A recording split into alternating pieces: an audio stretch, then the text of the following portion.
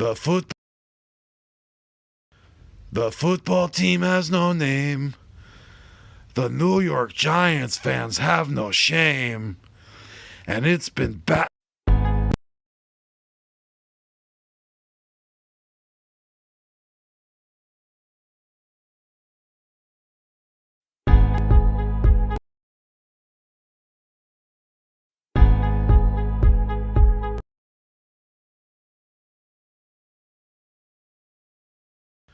The foot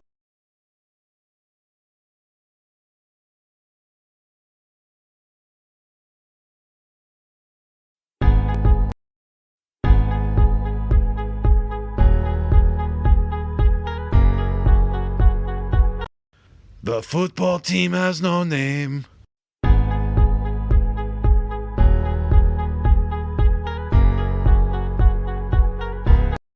The football team has no name. The New York Giants fans have no shame. And it's been Batman forever since the Cowboys won the big game. You are now watching a Philly Fuego production. Gracias, amigos. Fly, Eagles, fly.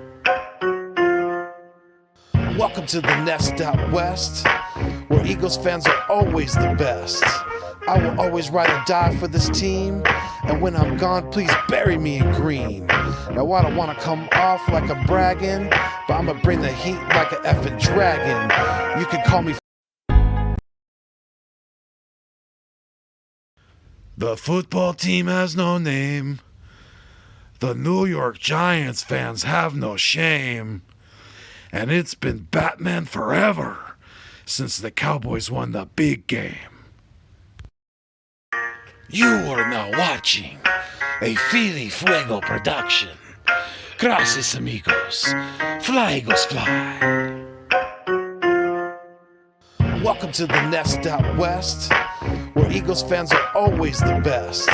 I will always ride or die for this team, and when I'm gone, please bury me in green.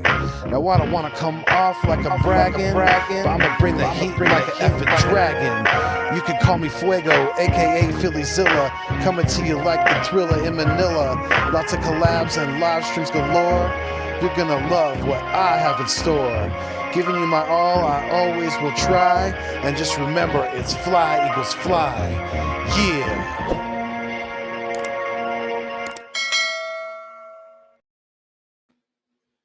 What is good? What is going on? And what is cracking? I am Philly Foothills, and I am back in the Nest Out West, where I'm trying to bring you the best when it comes to Philadelphia Eagles content on YouTube. And tonight, I am excited because not only do I have a good friend on here, but I have a guy who is actually a level-headed Cowboys fan. Sometimes they're hard to find, but you know, I got Dallas Daryl on here. Is an old friend of mine from way back. We go back into the last century. So what's going on, my friend? How you doing? Good. How you doing, bud? Doing good, man. You know, just getting excited about this season. You know, the training camp's starting officially. We were officially in pads today. You know, Today was the first day of pads, and you know, some tempers were already flying around. I don't know if you heard about it, but there was a huge fight at the New York Giants in the New York Giants training camp today. Big scrum. I mean, there was punches thrown. Danny Jones, I like to call him Danny Pesos or Shitty Jones. he ended up on the bottom of the pile. So luckily, no, I heard no. Luckily for them, nobody got hurt. But yeah, I mean, things are already heating up. So how you feeling about just your overall feeling right now about things and going into this camp? You let me know. Let your subscribers know. I want to know how many of them actually watch NFL Network on a daily. I think if we were to pull off logs of all the cable channels I watch when I'm on there, I turn it on every day. I turn it on more than local news. Yeah, I saw that Danny Dimes was at the bottom of the pile, and first off, that's a bad look for their team.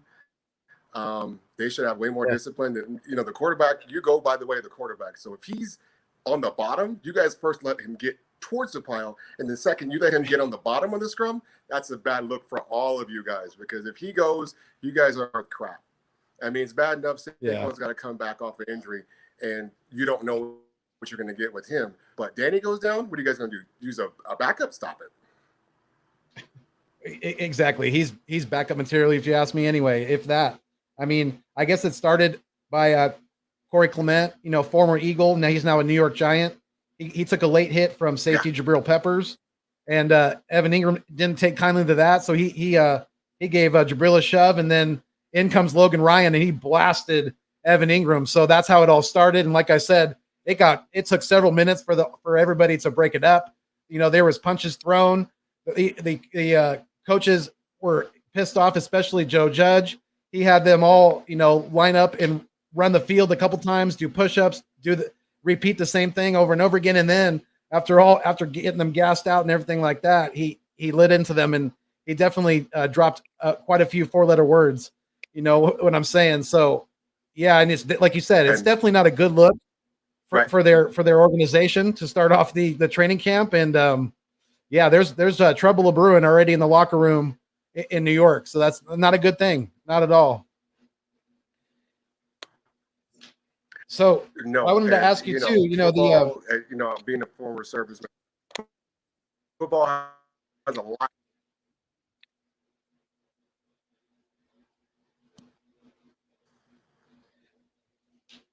Did I lose him a little bit there? Daryl, did you freeze up? Can you hear me, Daryl? All right. Wait till I get him back.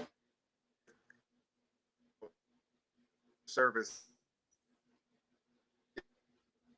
He's having a little bit of internet issue, I think. But yeah, me and Daryl go way back. Real close friends in middle school and high school. And yeah, he's a really good friend of mine. So I'm going to say what's up to some of the people's in the comments. Behind 20 points.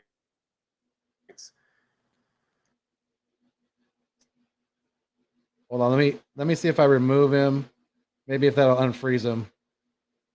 I think it might help. I got 5 people in the live stream, so let me say what's up to the people in the comments real quick, because I definitely I want you guys to hear what he has to say, because he has really good takes on stuff, and he's really insightful and knowledgeable about the game, about his Cowboys. So what's going on? Let's go Birds. How you doing? Go check him out. Go like and subscribe to his channel. Definitely. Let me know if you guys can hear me, please. I'd like to make sure that I'm not frozen. I don't think I am. I see Daryl still looks like he's frozen there. But Big Play Slay, what's going on? He said, yo. Papa Sora, what's going on, man? Thank you for checking in. I appreciate you, sir. Thank you. I look forward to working with you. He's going to be on the channel actually tomorrow night, I believe, same time. Yep, 6 p.m. on the West, 9 on the East. And yeah, we're going to chop it up, talk some Eagles football, talk NFC East, looks like I'm doing with Daryl tonight. So I think Daryl will be back in a second. Looks like he's having some internet issues. So yeah, we'll get him back on here. I think he's coming back on right now, actually. One Trey Rock, what's going on, my guy? Thank you for checking in. Thank you very much. I appreciate you. I love and appreciate all you guys for stepping up and helping me try to accumulate these watch hours, because it's going to be a long road. It is a little new update today. I don't know if you guys can see it. Here, let me take the camera. Oh, shit. It's on my camera here.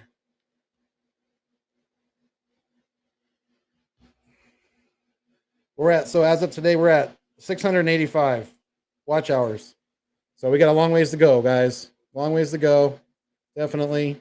But yeah, I appreciate all you guys in the live stream right now. And yeah, it looks like Daryl's back. So let me get him back on here just a second. Papa Sora said they can use the goat milk. Glennon. Life with Shauna. Thank you for checking into the live stream. I appreciate you. All right. We got Daryl back. Or did he freeze up again? Don't tell me he froze up again. Daryl, you there?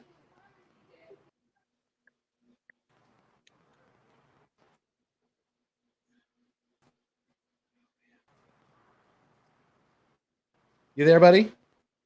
Uh-oh. Can you hear me? We got a little bit of a delay.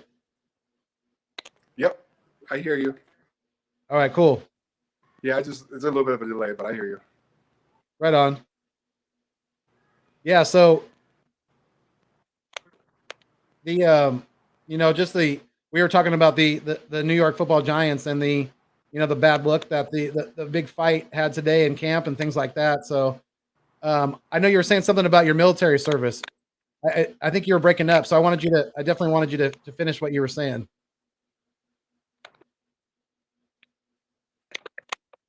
Oh,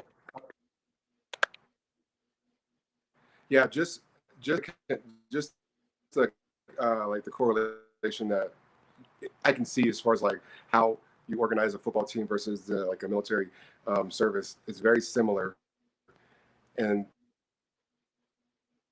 them having that discipline out the gates, you said, from non-padded practice to pads, you gotta think a little bit coherently. And cheap shots, they're gonna probably happen because the guy was trying to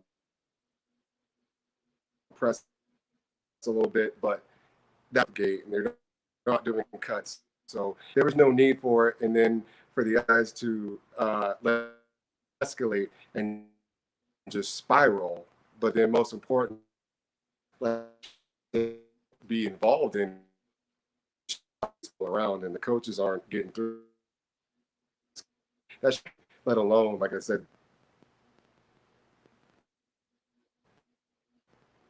But if they're in disarray, it's good news for both our teams. So I don't. I definitely can't argue with that. Yeah, definitely. Yeah. So I mean, let's see here. I mean, I know that I'll go ahead. We have to address the elephant in the room. Is your quarterback. He's got a strained shoulder. He's been ruled out for the Hall of Fame game now, from what I've been reading. And I want to ask you: do you really need to see him at all in preseason, or do you think just practicing with the number ones against your defense will be enough for him in practice?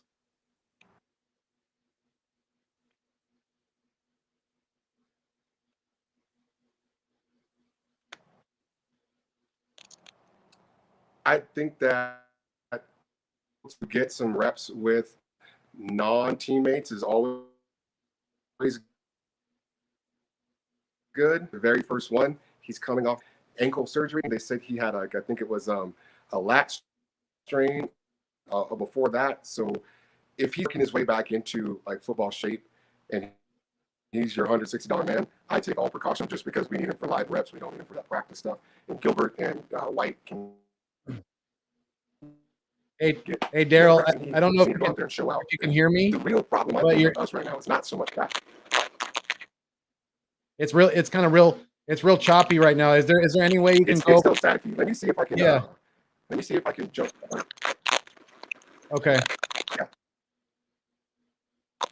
I don't know. Maybe there's a different part of if you could boost your signal somehow, or I don't know. Let me see if I can fix my connection. Okay. I'll be right back. All right. Okay.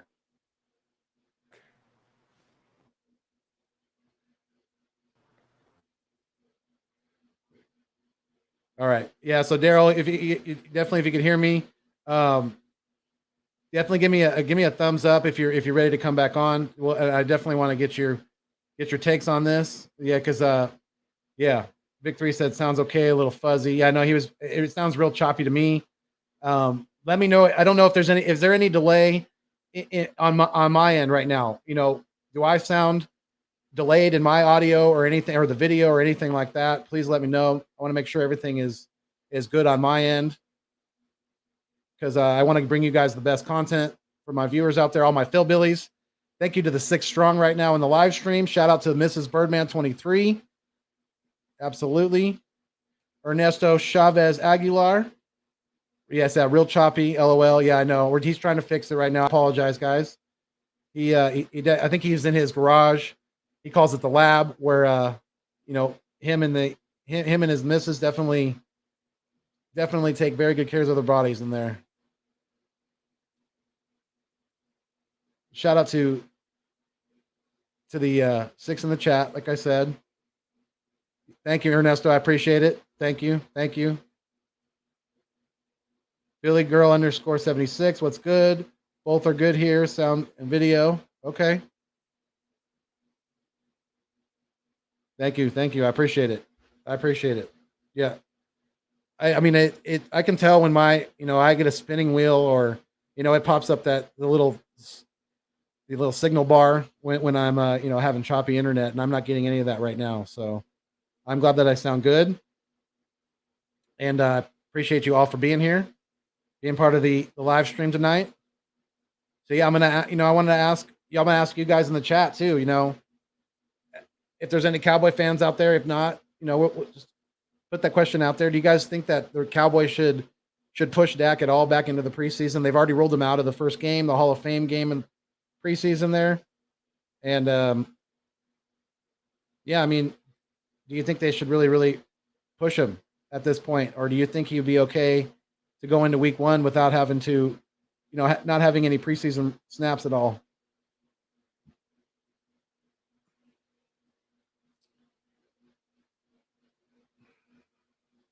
Papa Sora said, "What do you think about Larry Fitz possibly being a vet wide receiver we target to mentor our guys?"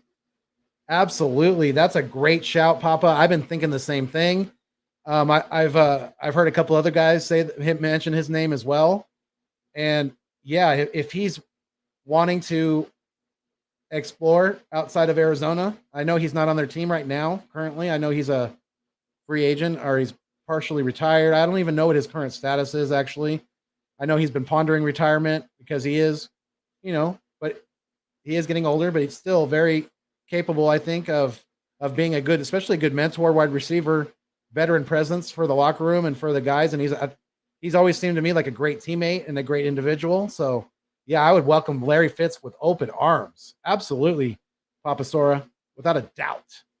I would welcome Larry Fitzgerald to Philly with open arms, especially with, Devontae Smith being out right now and us just not really having a very, very strong veteran presence at wide receiver because, we have a lot of young guys in our wide receiver room. I mean, obviously Devontae's a rookie. So is Osmond's a undrafted free agent. We have 3 guys that are second-year guys in Hightower, Quez, and Rieger. And then the real veteran presence, I guess, in the wide receiver room would be Greg Ward Jr. and JJ Arcega-Whiteside. I mean, that's not a very good veteran presence. So, yeah, I would welcome that in a second. Victory said you're delayed and a little muffled. I can hear your guests much. Couldn't hear your guests much. Okay. But do I sound clear? I sound delayed and a little muffled? Vic, or he did? Mic check.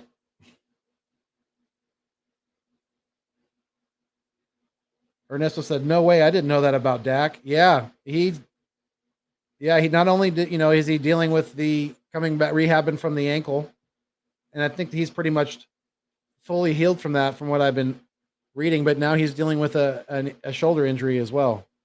And it's nothing too serious. He said if it was mid-season, if they were in a playoff push, that he could definitely play. I shouldn't sound muffled though. Mic check.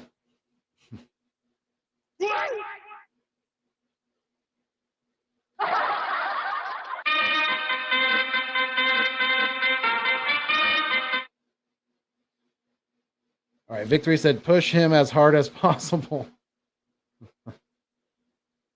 You're talking about Dak, I'm assuming. Philly Girl 76 said hard to say about Dak. He's a beast, but an injured beast now. So, got you. I hear you. Good shout. Papa Sora said he's like 50-50 on retirement or coming back. Really? Okay. Interesting. Did not know that. I thought he would have made a decision right now, but that's smart for a veteran guy to maybe wait a little later into training camp, and then, if he's wanting to come back, find a team that might be looking for a veteran wide receiver. And hey, if now that we restructured Barnett and Lane Johnson, I think we have a little bit of cap space to work with. Ernesto, I'm gonna start calling you ECA. Is that cool, Ernesto? ECA said, I think we good on wide receiver. I would love a strong safety like my boy Jenkins. Okay. All right. So you're not well, I mean, Jenkins was a free safety, I'm pretty sure. But yeah, we I mean we do have a hole right now at strong safety, kind of with McLeod on the pup list and Kavon Wallace being unproven. OC, yeah, we got Obi, but he's unproven at this point too. So we got some question marks at safety, but we did get Anthony Harris, who is our free safety right now. So I think we're pretty good, especially when we get fully healthy. Our secondary might be the best in the NFL, not in the NFL, but the NFC East, I should say. Don't misquote me there. But yeah, I think Daryl's back here, so let me get him back on. What's going on, D?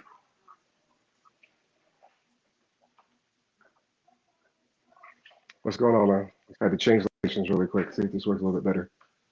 Got you.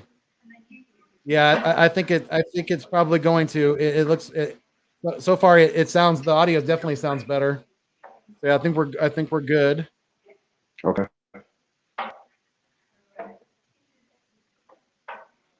Anthony Allen, what's going on? Thank you for checking in. Okay.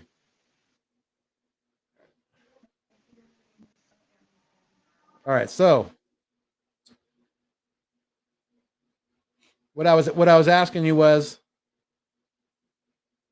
how are you feeling about the situation with Dak right now? He's got a shoulder strain. He's been ruled out of the Hall of Fame game, the first game of preseason. I mean, do you really need to see him at all this preseason, or are you going to be good with him just getting some practice reps?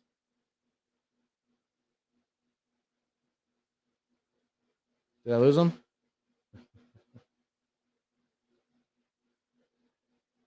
You there, Daryl?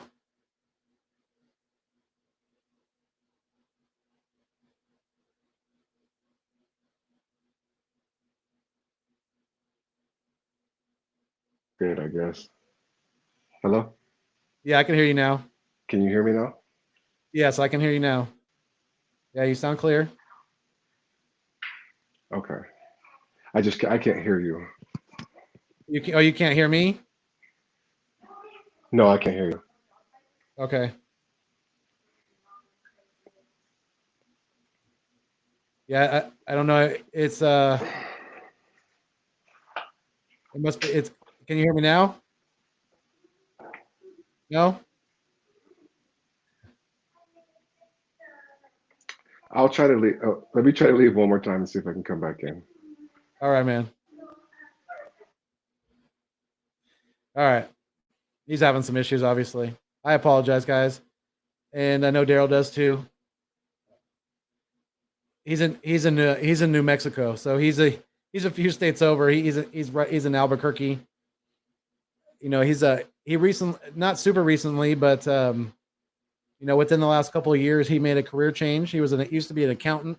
He was former military, former Army, and so you definitely salute to Daryl for your service. We appreciate that. He was an accountant out of the military, and then, like I said, within the last couple of years, he became a nurse. So definitely shout out to him for being on the front lines during this crazy times of the pandemic and all that. So yeah, he's been working hard. All right, he's coming back on. So let's see. Maybe we'll see if we'll get this going here. Hopefully. Yeah, yeah. He's trying that Philly girl. Okay. Didn't know that. It's good to know. I appreciate you. I appreciate that. Anytime they get a blank screen, they've got to come back. Okay. Good to know. Good shout, Philly girl. I appreciate that. ECA said, our running back squad is deep. I'm excited for our run game. Me too. And even more so, I'm excited for Nick Sirianni, and because of let me just put it this way. Nick Sirianni's no dummy. I don't think at all. If he was, he wouldn't have been hired as the head coach of the Philadelphia Eagles. And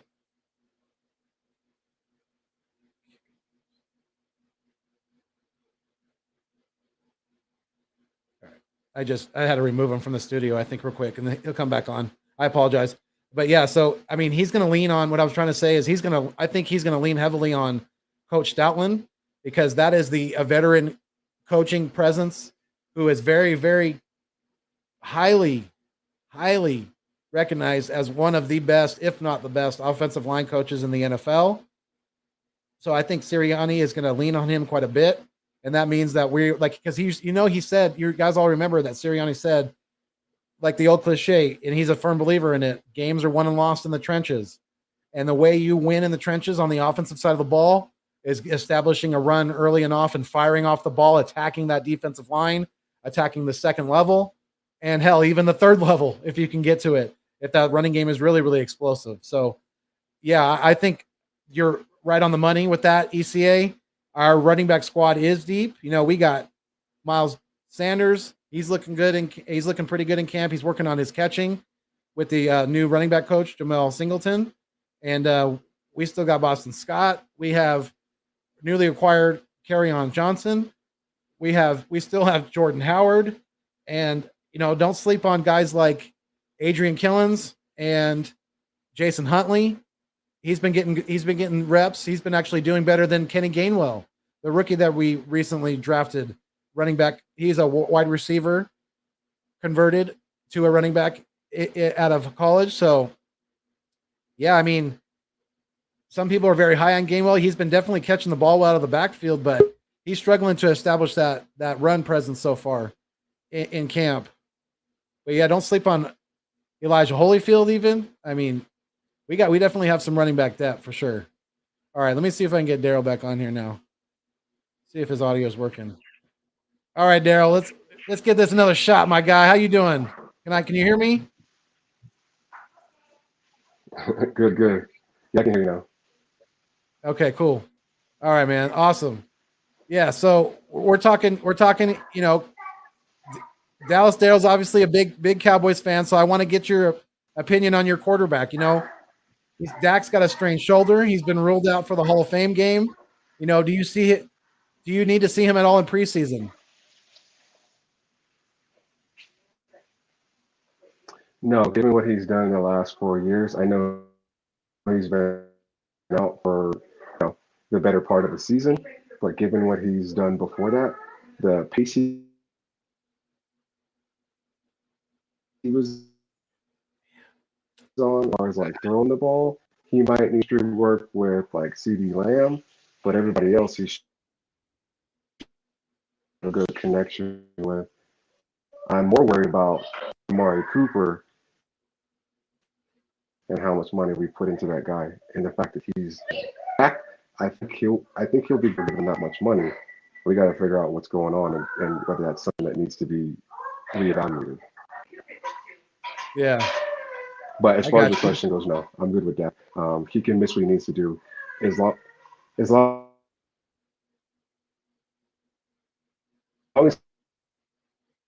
he can get.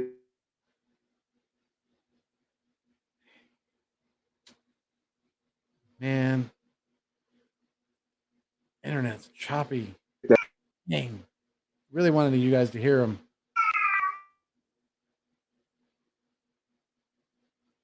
He froze up again. Damn. All right. I don't know. Definitely having some internet issues. Let's see here.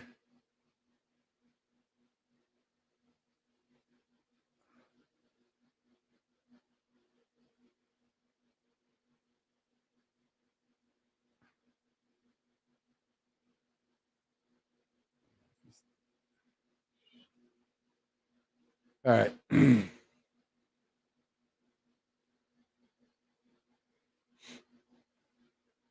Don Beck, what's going on? Thank you for checking into the Nest Out West. I appreciate you. He said football can't come soon enough.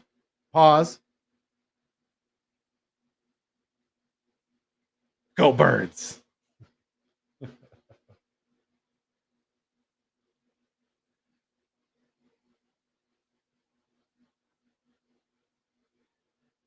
Philly _76 link for his channel. Daryl does not have a channel.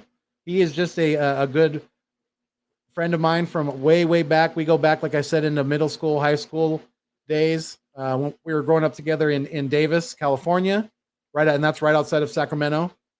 It's and yeah, I mean, we've stayed in contact for a long, long time, and yeah, he's now got a family of five, of three girls and a beautiful wife. They're all happy, healthy, and yes, got a beautiful family, and they all live in Albuquerque, New Mexico.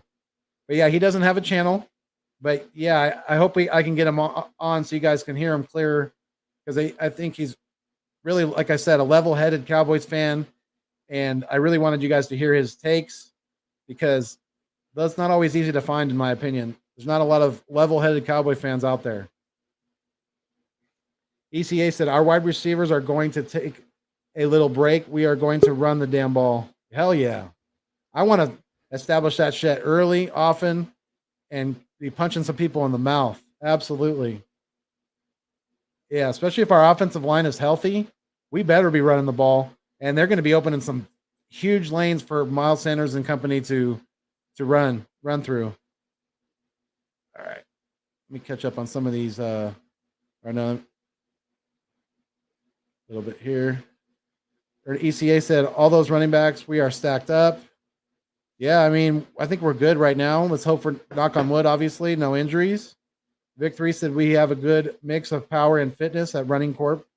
Yep, running back corp this season. I agree. Don't sleep on Elijah Holyfield, too. He could be another bruiser. Billy Girl _76 said, Vic3, do you know if he has a channel? Can you grab the link? Yeah, he does not. He does not have a channel, guys. He's just a close friend of mine, and yeah, let's see if I can get him back on here.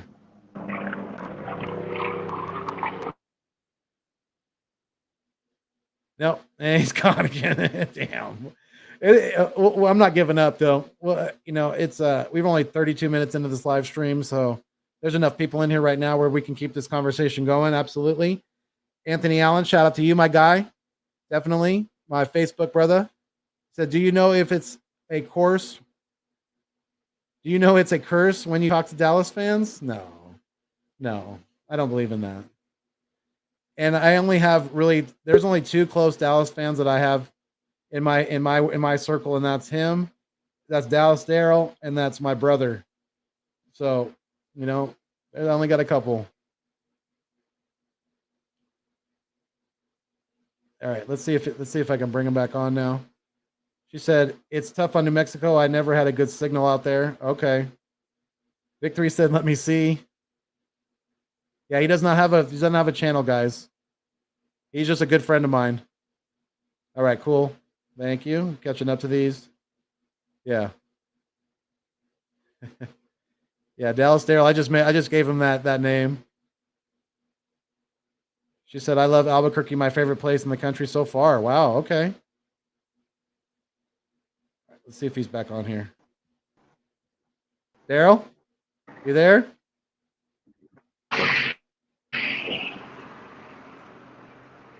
You might have to come back. I don't know. It's a black screen. All I see is a black screen. I don't know if you can hear me. Yeah, he's definitely having some signal issues. Dang. Oh, there I don't know. He's breaking up still, though. Philly Girl _76 said, thanks for trying, Vic. Yeah, absolutely. Thank you, Vic, I appreciate that. Vic3 said, I like when I'm hearing about full-grown coaches are really impressed. Yeah, and I like when I'm hearing about Quez, too. He's been making some good deep catches in practice as well. So, yeah. And I don't know if you guys are aware, but Vic3 is now one of he's the newest co-host of East Meets West. He's going to be joining the podcast this weekend. So, yeah, check us out. We're going to now be at a new time, Saturdays at 6 p.m. out here in the West, 9 p.m. out there in the East. And, yeah, come check it out. He's going to be a great addition to the show, I have a feeling.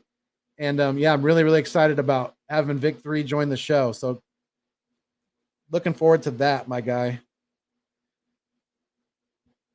Papa Source said, oh, our running back room is stacked, man. We may honestly keep 5 of them like they are that stacked. Yeah, I know. It's crazy. They really might. And that might be 5 on the active roster. That would be crazy. But I think they're definitely going to keep 5, even if they have 4 in the active and then 1, maybe even 2 running backs on the practice squad. So, yeah, I think we have a pretty deep team this year, especially on the offensive side of the ball. We do need a veteran wide receiver presence, though. Yeah, I know you were joking, man. That's funny. Eagles Uncensored Podcast. What's going on, my guy, my partner in crime? Yo, what up? He says, absolutely. Shout out to you. Yes, sir. Yes, sir. Eagles Uncensored Podcast. Welcome in. Welcome in. Yeah, Daryl's having some audio issues, so I think he's trying to fix that right now. I don't know if he's going to be able to, but hopefully we'll be able to get him on, because I really, really wanted you guys to, like I said, unfortunately he does not have a channel, but that's kind of the reason why I wanted to bring him on too, because he's just like I said, a level-headed Cowboys fan, and that's not always hard to find. That's not always easy to find, I should say. So it's hard to find a lot of the times, and yeah, I wanted you guys to hear his insight. I think always thought is we talk a lot, and I think it's really good. Philly girl _76 said, "What? Vic 3 on the show?" Yes, ma'am. Yeah.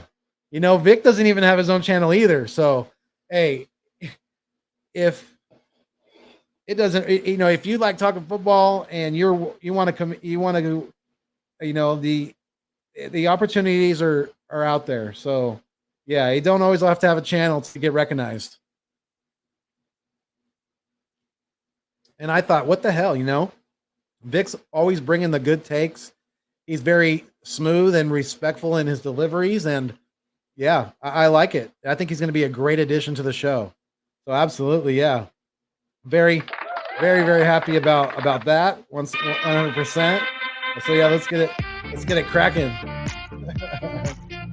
Yes, Vic 3 has been added to the East Meets West podcast every Saturday, 6 p.m. in the West, 9 p.m. in the East.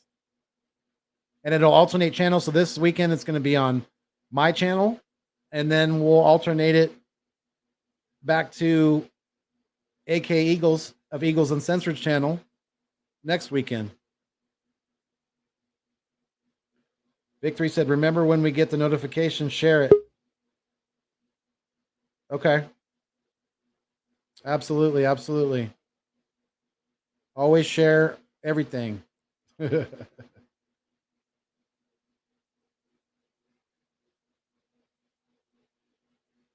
Billy Girl _76 said, Eagles Uncensored Podcast. I hit you on IG, my friend. Hit me at your earliest convenience, sir. Please. Thank you. Victory said, AK, what's good? Billy Girl _76 said, Vic will do.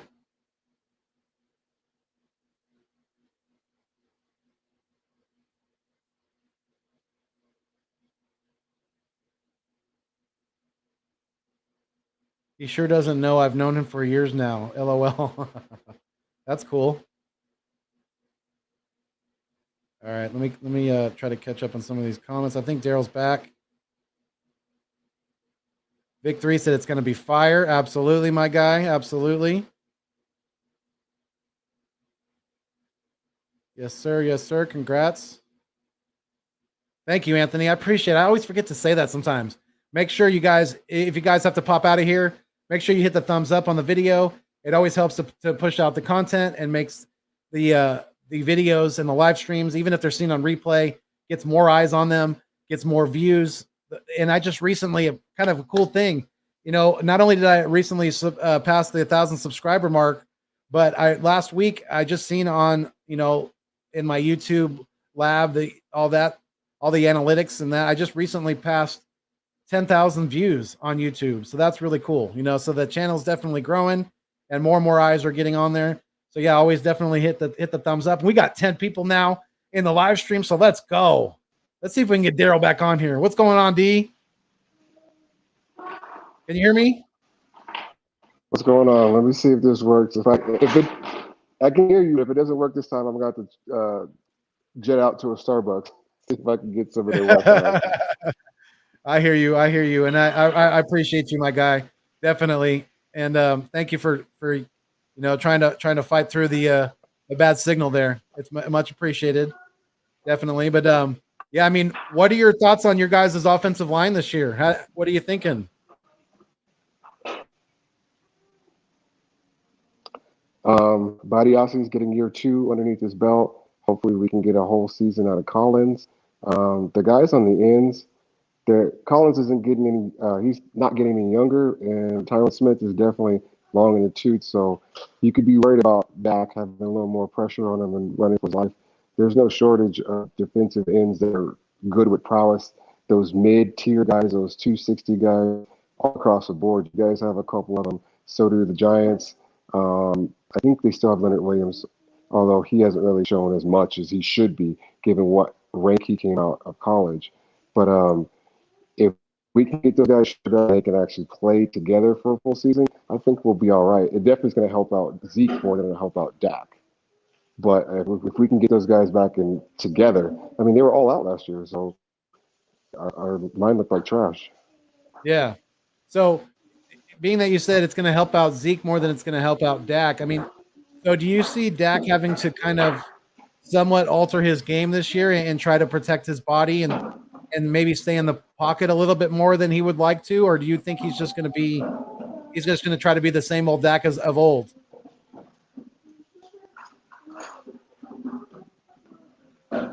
I think you're right. Probably going to try to do some of that. But hopefully McCarthy will kind of get through to him and say, "Look, a bad play is a bad play. Just throw it away. Live for another day." If that defense can just come up, I know they could just be mid tier. If that defense could just be not 29th and probably be 20th, if they just go up 9 notches, that'd probably be less, maybe what, 2, 3 less turnovers a game. That would give us more, or at least get 2 or 3 turnovers a game, which would give us 2 or 3 more possessions. If you run the ball with the $90 million you paid, and you get, more eats, as he likes to reference, it'll make Dak's job easier to where he can just see the reads, force those safeties down, and once those safeties come down, it'll be easy pickings for him. But he has to resist the temptation of trying to force it. I could hear all the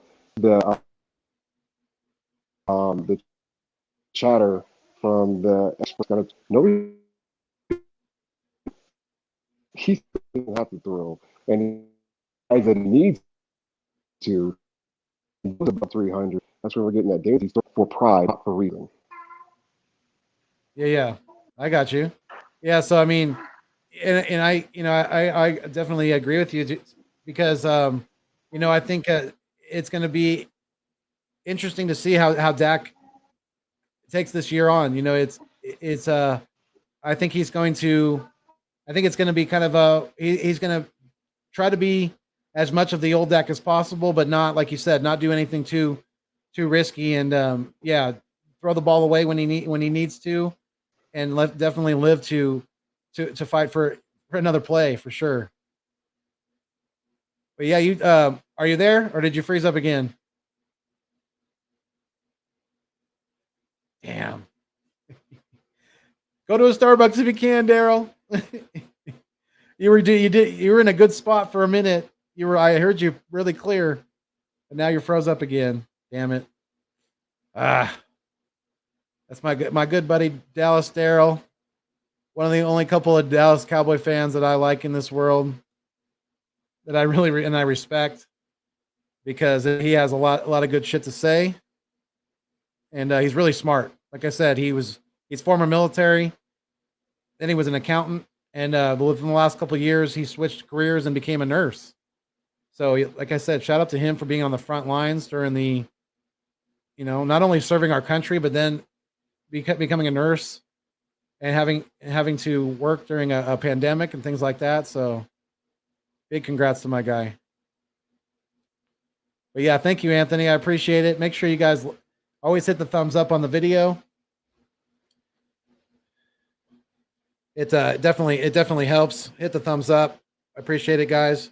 Helps push the content out there and gets it recognized more and more. That way I can get closer and closer to getting this channel monetized. because it's going to be a long road to the 4,000 watch hours, but I'm not giving up till I do it. There ain't no giving up in Philly fans, especially this one.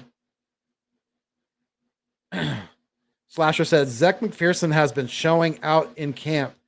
Could see him eventually taking Maddox's spot in the slot. Hey, you know what?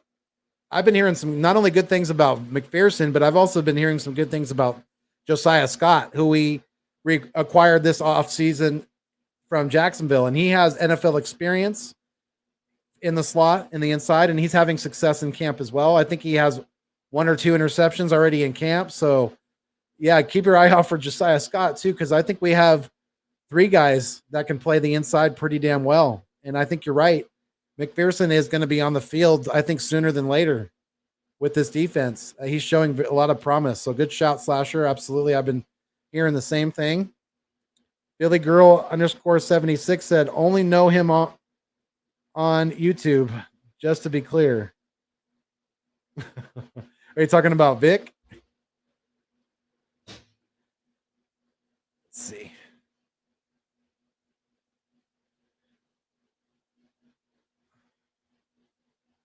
Eagles Uncensored podcast said, yo, bro, we got some things to talk about.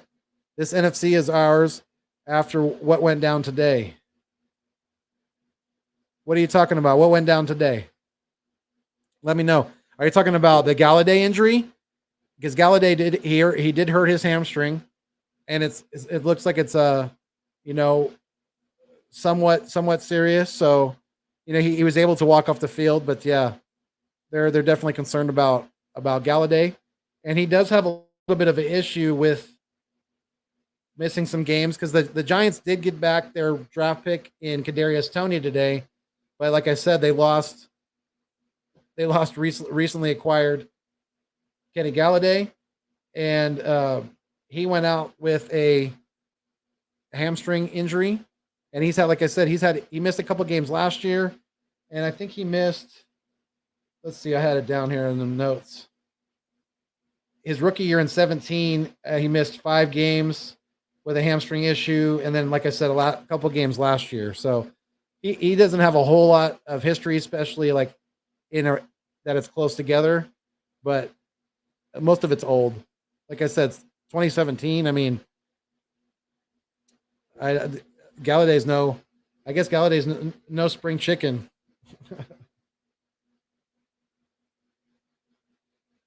Eagles Uncensored said 12 likes. Let's go. Keep hitting that thumbs up. Absolutely. Thank you. Yes, please. Please, please, please. If you haven't done so already, make sure you smash on that thumbs up before you leave the live stream. Helps push the content out there and get more and more eyes on my content. I just recently passed 10,000 views on YouTube, so that's really, really cool. It's another milestone that's been reached for the channel, and I'm really proud of that. So, yeah, I mean, just keep sharing the content, keep hitting that thumbs up. It helps with the algorithm. It helps when somebody types in, Philadelphia Eagles. It definitely helps get me more toward the top of the list. So always hit the thumbs up, please, please, and thank you. Victory said Dak will follow in the footsteps of Carson Wentz. He'll always be dinged up, and people will always wonder what could have been with him. Really? You think so with Dak? Okay. All right. I want to hear more about that, Vic. But, yeah, let's definitely dive into that. So, yeah, I mean, so you think Dak's going to continue to get hurt like Carson? Possibly maybe eventually get traded to another team? That's interesting. They did just we did give Carson a boatload of money too. So, but yeah, they just gave Dak some money. So we'll see. Papa Sora said, Zach looking good next year. That dude gonna get a starting job. Yeah, he may very well, because he is looking good. And let's just knock on wood that we don't have any major injuries, and he's able to have a very healthy and successful rookie campaign, as they will say. Eagles Uncensored podcast said Giants whole scenario. Oh, I know, right? I mean, that's crazy. Absolutely melee in Giants practice today. I don't know if you guys heard me talking about it with Dallas Daryl earlier, but yeah, apparently there was a play where Corey Clement, who is our double agent, that's what I'm calling him now. He's working for the other side, but I think he's going to be funneling us inside intel. No, I'm just kidding. But double agent Corey Clement is now on the New York Football Giants. And there was a play in practice today where, give me 1 second. I apologize. I think Daryl needs me to send him the link again.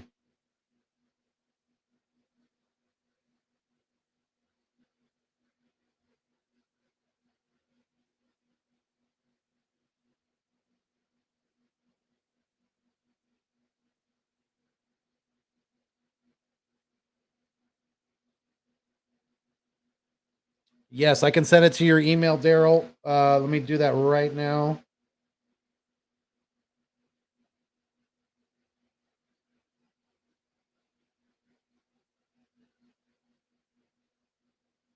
Give me 1 second, guys.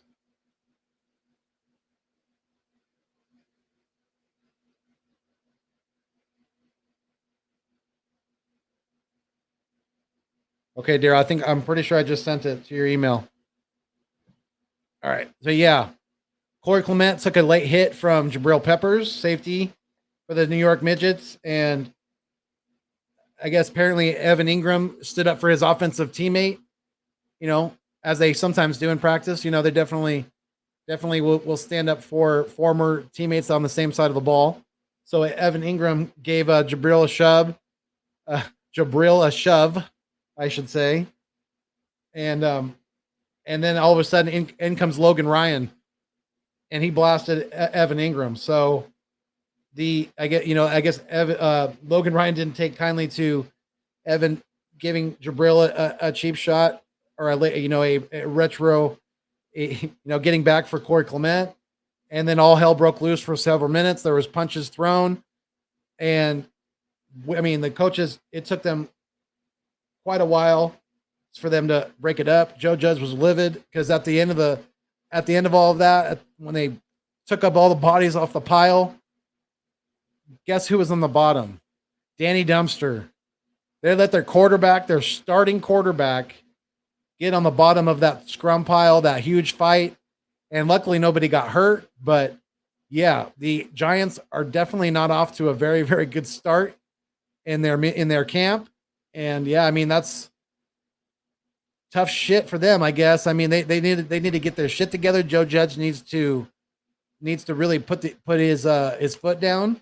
And he did. He had them run the field a couple times, do push-ups, run the field a couple more times, do more push-ups, and then he dropped a huge rant on them and that was full of plenty of colorful 4-letter words. So, yeah, Joe Judge definitely has his work cut out for him, because I think there might already be some fraction in that locker room in New York, and that's not a good thing this early on in camp. And I don't care what New York Giants fans say, that's not going to bring them closer together. Never does. Fighting in camp is never usually a good thing at all, especially like that. That was so unprofessional and just crazy. Like LB said, they need a correctional officer out there, not a coach. They're acting crazy today. Victory said, can you talk about the shit show that was in the Giants back-to-back days of running laps and a huge brawl? Yeah, I did. I think I just did that, Vic. Absolutely. Yeah, they're looking like not only is their quarterback Danny Dumpster, but it looks like the New York Giants are just looking like an early dumpster fire of a team right now, with all this drama that's taking place in their training camp. Definitely not looking good for them at all.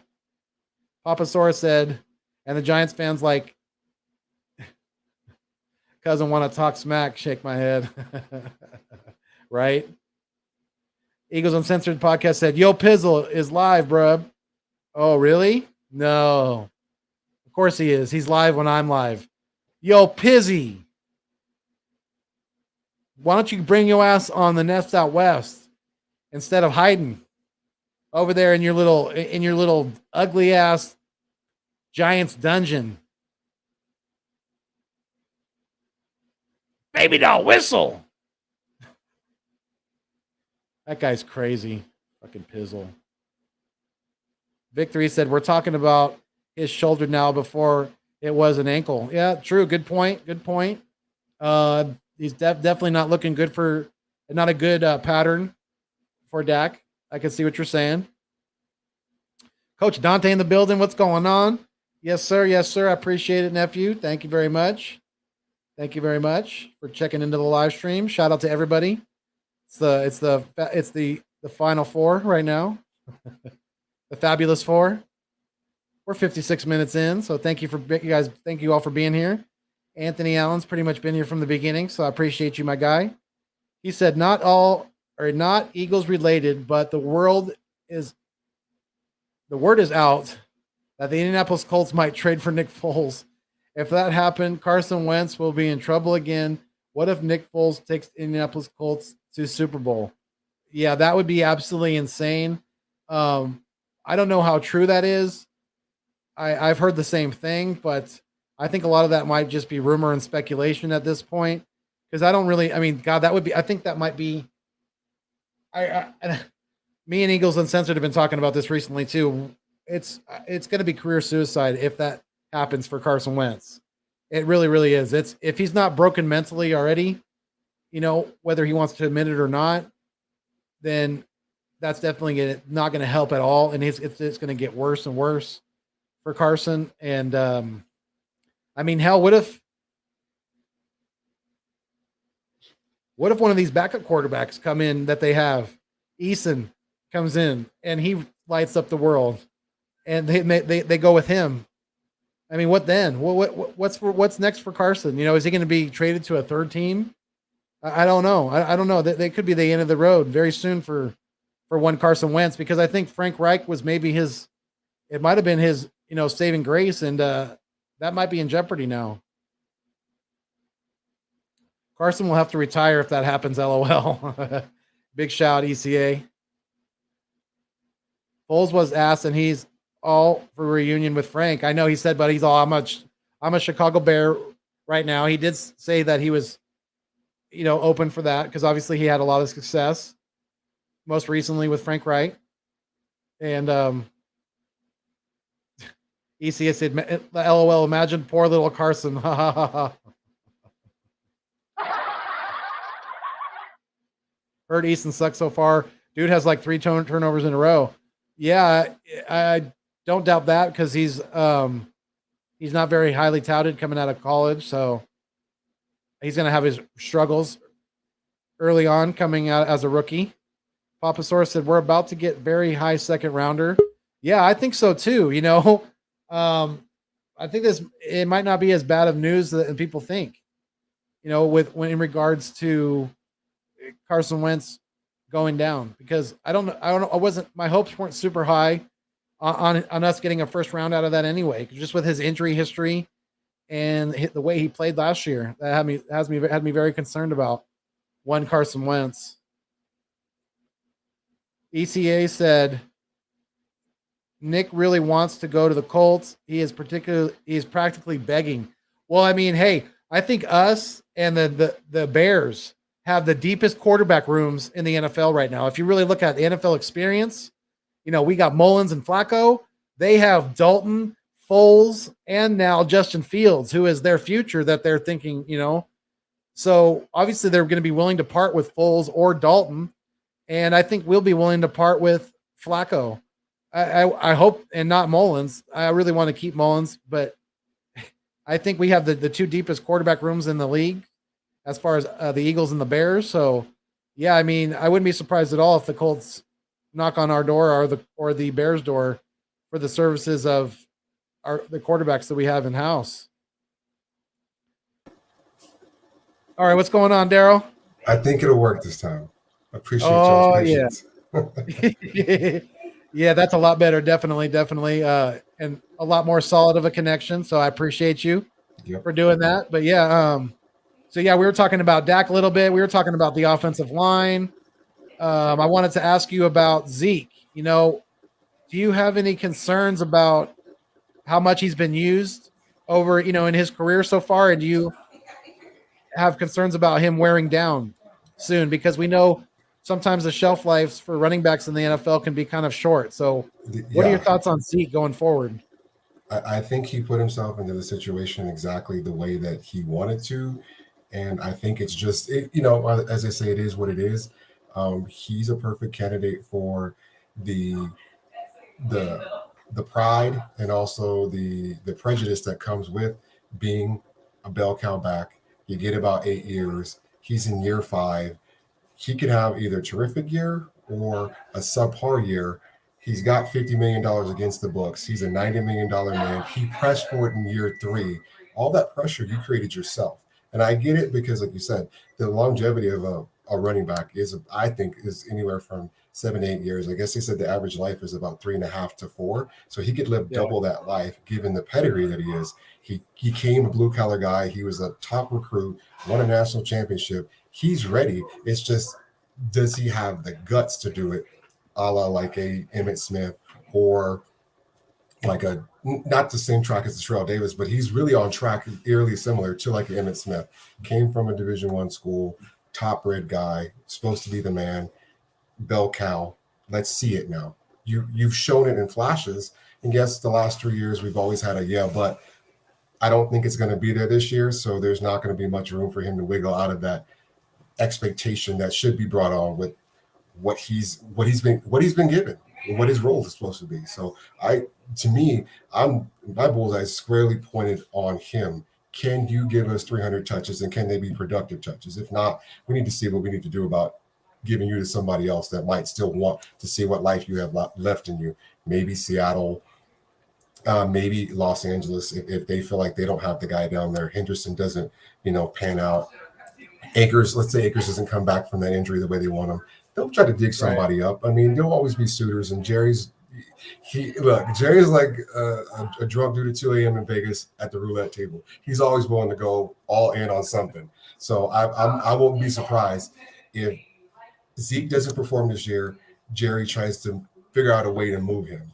I think he's squarely solidified. I wouldn't be either. And I mean, how are you? Have you heard anything about like Zeke's conditioning this year? I know last year there was, some concerns about him coming in out of shape. Yeah. I mean, he wasn't the Acapulco Zeke we saw before, the year before that. Now he came in a little heavy, and I think this year, having him around the star a little bit more, he looks the part for a little bit of conditioning.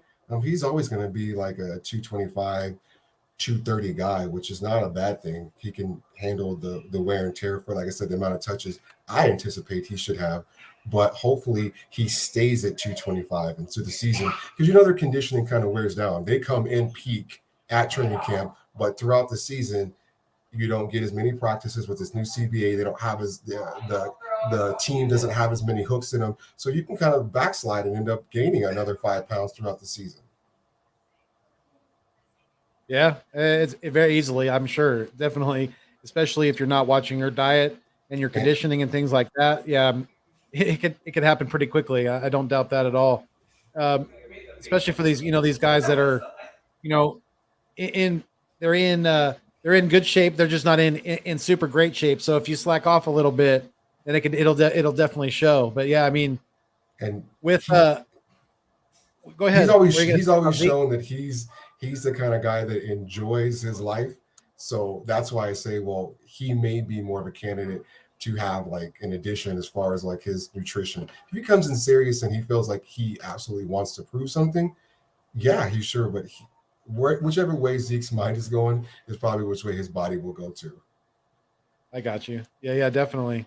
And it's going to be interesting to see if they try to lean on him a little bit more this year to take pressure off of Dak. Coming back from the pretty bad leg injury, and then now the shoulder injury too. So how confident are you in the backup situation at quarterback for you guys? I know your backup right now is Garrett Gilbert, I think. Yeah, Garrett Gilbert, and I mean, at least he has as they say, the NFL body, but he hasn't had the reps. And if I remember correctly, he didn't have the most in college. So I'm not really. That's the thing about the Cowboys. We always lean on one guy, and we don't have too many others. It was kind of like a not embarrassment of riches, but having a certain fortune last year, having Andy Dalton, at least someone who's had NFL reps as a starter. He came in and at least in our system, he wasn't up to snuff. Let's see what he does in Chicago and see how that pans out. But we're thin again. We've always been thin, so it just might be the way it is. Yeah, and that's even if he stays in Chicago. You because like I say here in my kind of in my question there, I point out that not only do I think that the Eagles have one of the deepest quarterback rooms in the NFL, but so do the Chicago Bears. Like you said, they got Dalton. He's got starting NFL experience for not only the Cincinnati Bengals for multiple years, but obviously you guys, he had to fill in for Dak last year after Dak went down. Right. And they also have, Nick Foles. So it's going to be interesting, with that situation. Cause we have Flacco as well. And we have Nick Mullins. So and with Carson Wentz recently going down to injury, that'd be crazy if Nick Foles ends up in Indianapolis. That might be career suicide for Carson Wentz. And it just might be the case of the boogeyman. Here this guy comes again and steals your job once again. And if I was Nick, I'd run into it. I mean, you got a bell cow back. You said he's willing to. Yeah, you got a couple of scat backs. And he said he's willing to do it with open arms. He wants a reunion. Yeah, they have a perfect system. I mean, look what they did for Phillip Rivers. Phillip Rivers looked at least on par with what he had been in more of his prime days. And he really rode the coattails of Jonathan Taylor. He's coming back. Jonathan Taylor's on year 2? Yeah, he's a beast. You still got Najee Hines. You can throw it to them. You've got some weapons out there. Pittman's going to be better. There's a perfect situation for him to go out there. Yeah. If you guys have the cap space to possibly sign a backup quarterback if you wanted to explore one of those guys? I would hope that Stephen Jones is smart enough to see the eventuality of the risk and do some risk aversion and possibly sign one of those guys. Hell, if it was even if you guys got to 70 and Nick or Flacco was on the cutting board because he was just right on the cusp, I wouldn't mind picking up. I wouldn't mind picking him up for a couple of reps. Just a solid guy that can come in, knows how to lead a huddle, put 11 on the field, and not put us in bad spots. I think his spot in Denver just got worse because they were asking him to do more than he could. If that was the case, he would have never left Baltimore. Right. So he's in a bad position. Yeah. So I think you guys got him cheap. You guys got him for a good reason because he's a good guy for the group, and he can definitely come in and not mess up what he had, and then doubly over in what he had going on in New York. That I don't know who can succeed in New York with the big green Gotham guys. I wish Zach Wilson well, but I don't think it'll end well.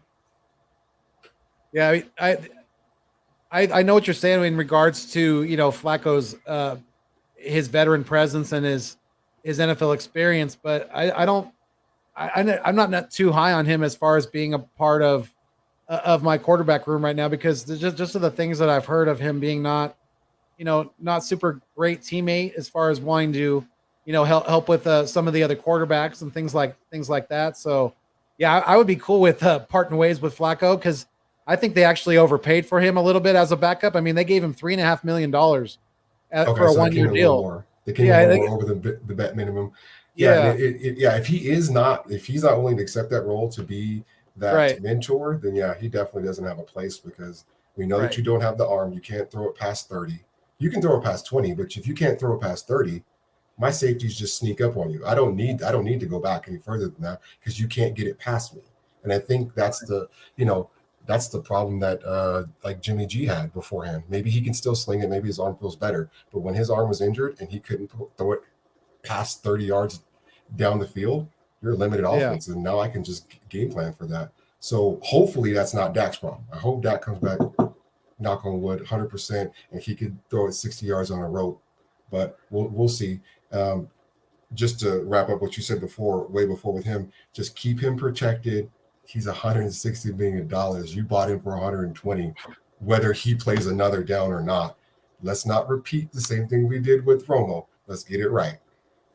Yeah, I definitely think that's a good avenue to take for sure. And today was the first day of pads, so I wanted to ask you too. Is there any specific players or breakout players that you think are gonna be on the lookout for your Cowboys this year, or any specific position battles that you're going to be having your eyes on in camp? I'm really looking forward to see what happens with that cornerback room. So let's see if Diggs can get a little bit better. Now that he's going to be asked just to cover in space, which he did more naturally in Alabama. Right. Let's see if Malik Hooker can come over and be more of the ball hog. He's going to have an opportunity to do that now, a little less playing in the box than he needs to. Our front seven should be fine. They should be able to cover everybody. Getting the kid from Penn State should help out, because I guess he can play both levels, front and the mid-level well. So if he can cover in his zone, that'll take the safety out of it, and he can just stay in the backfield and really try to figure out where the quarterback's going and shade over to the side of the stronger wide receiver. You guys have some speed, so that's a concern for me. Washington has some speed, so that's a concern for me. I'm not too concerned with New York, because a lot of their guys are bigger, so we should be able to play them straight up. And if they have to switch into a man situation, I'm okay with that. But you guys that have speed, we really gonna have to play that cover three the way that Dan Quinn brings it in, really tight. And hopefully those guys are a little bit smarter, and we won't get burned, because last year you guys were just Z80 go, and they were getting burned over the top all day. So hopefully that gets cleaned up. I'm really looking forward to see what happens with that, because Byron Jones has been gone 2-3 years now, and I haven't seen a great reduction in the quarterback play. So either that means that we were subpar with him there as the guy when we got him first round, or they're actually improving without him. And in that case, we didn't need to pay that high price that Miami did for him. So hopefully our younger guys bring it on. Yeah. And speaking of, some of your younger guys, you got a pretty solid wide receiver room in the three guys, the Cooper and Lamb and Gallup. But I'm not super familiar, and I haven't looked at your guys' roster. Is there any other wide receivers on your squad that you think is going to be a standout? Maybe somebody that Dak might be looking to get the ball to this year. I think they said that the usual players, Noah Brown's been a good backup for us, and he's bounced off and on the off the practice squad back onto the 53-man roster when we need him. I think he's about the best guy. I think he's like a 6'3", big body type, over the middle, 10-yard hooking in kind of guy. Pretty much the guys they have set there. Plus, they said Schultz is really showing up in camp, so maybe they'll just run a more 2 tight end set and keep those other 2 guys out on the wings. I really think Lamb's going to get a chance to push for more.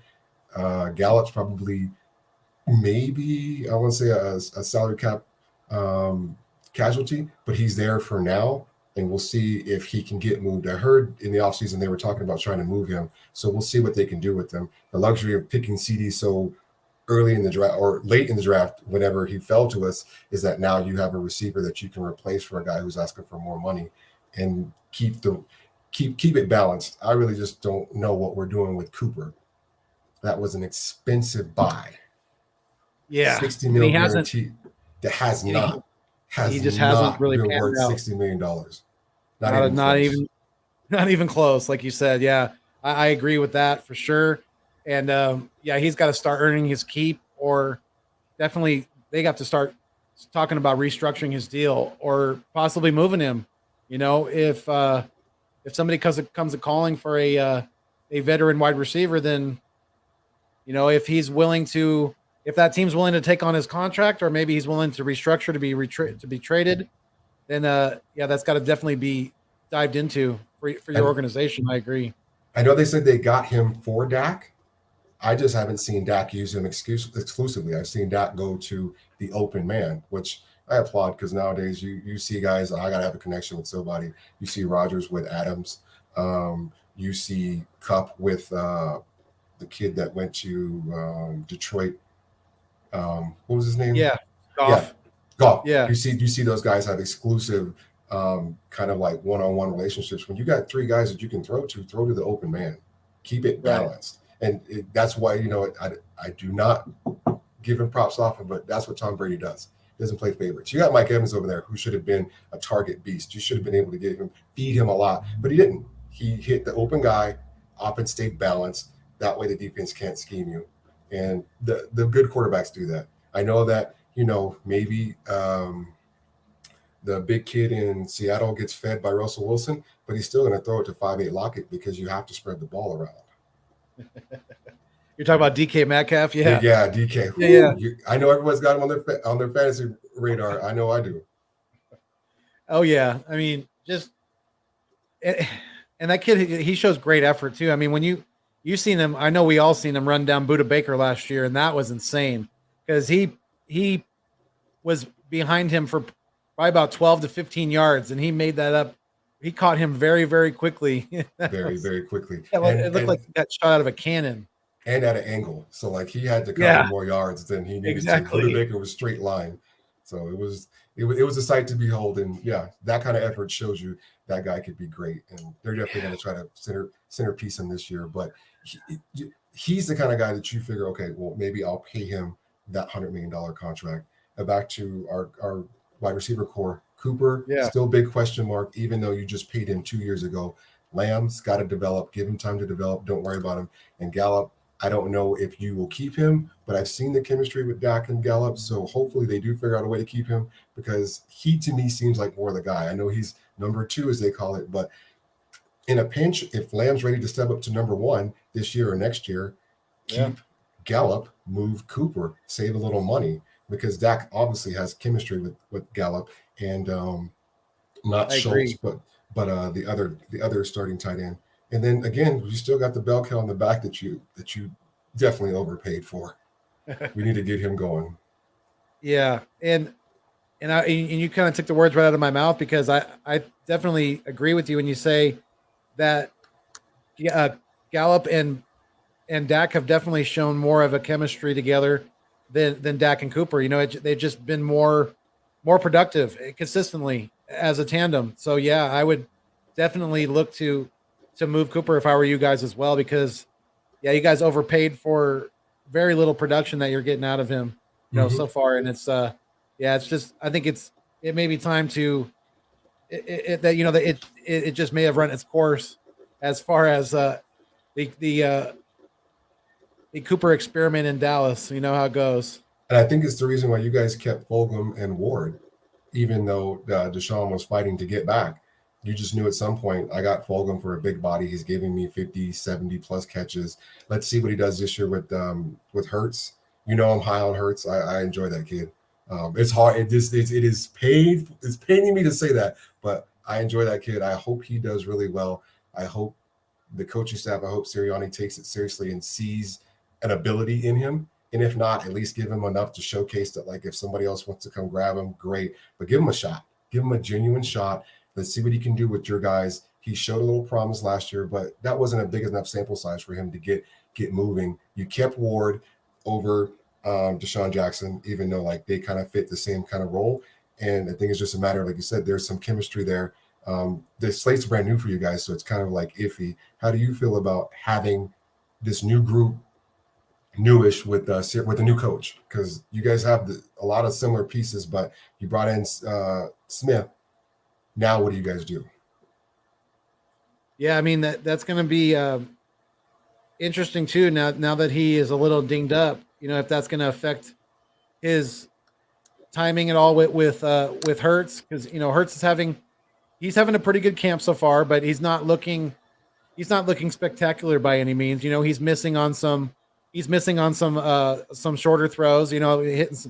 Not hitting the running backs cleanly out of the backfield on their releases and their routes and things like that. And he has been progressing. So I definitely like what I'm seeing so far, especially on his deeper ball and things like that. So that's looking pretty good.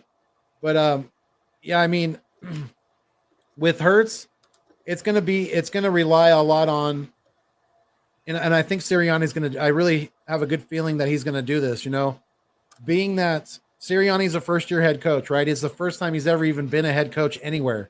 He hasn't been a head coach in high school, college, nowhere. This is the first time calling plays himself. So I think he's going to be smart about it, and I think he's going to lean on the veteran leadership in the coaching room as far on the offensive side of the ball, and that's our offensive line coach and Jeff Stoutland, who is, if not one of the best offensive line coaches in the NFL. So I think we're going to be a run first team, and that's going to take a lot of pressure off of Jalen.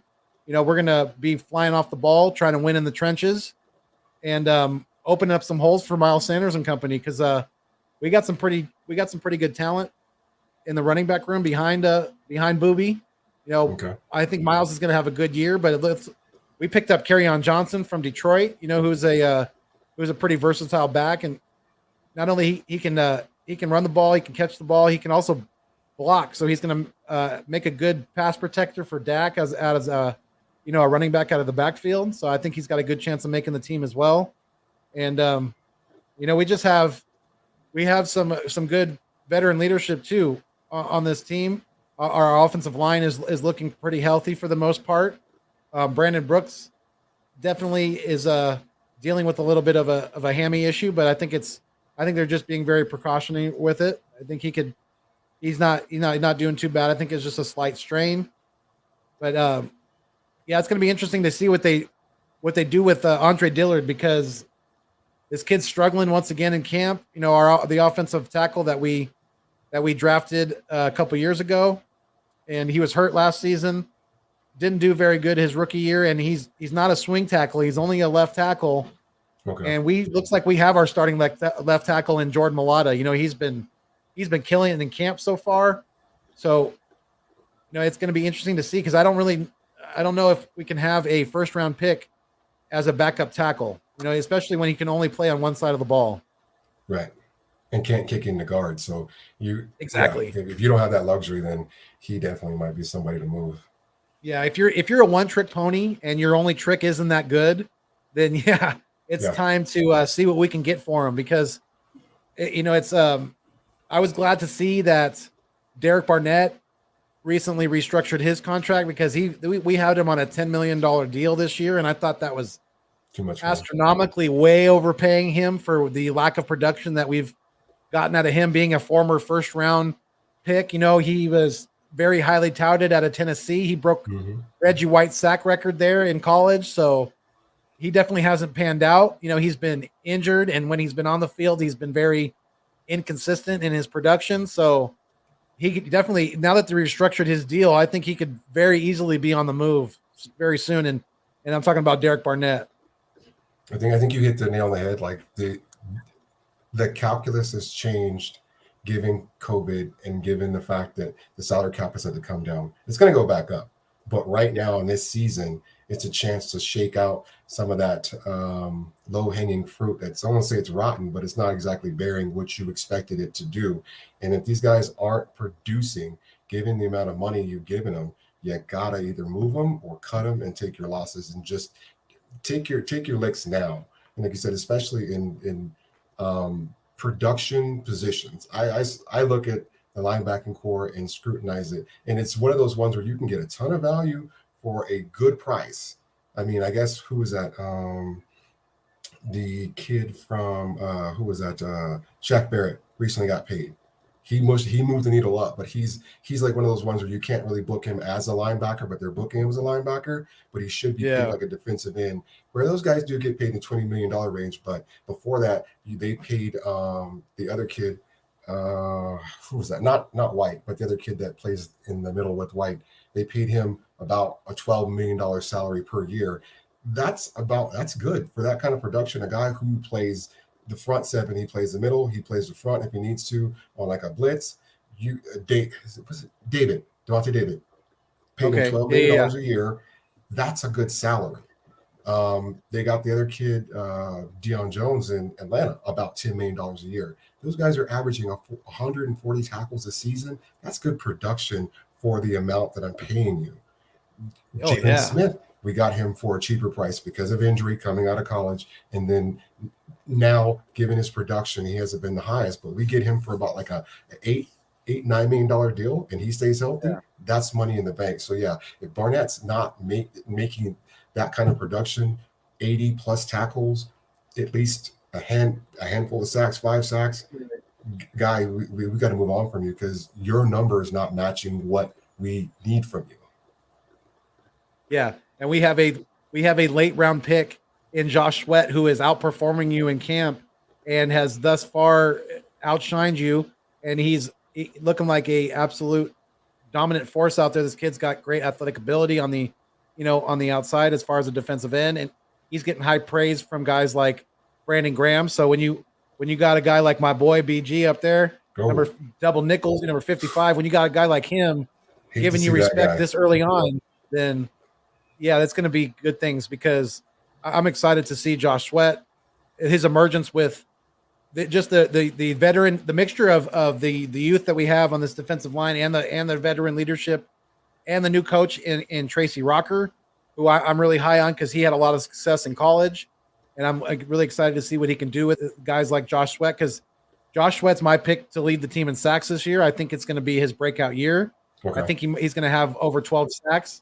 I think he's going to light it up. And yeah, I'm excited because you touched on linebackers a little bit, and we have two of them. We have Alex Singleton and Eric Wilson, who both had well over 100 tackles last year apiece.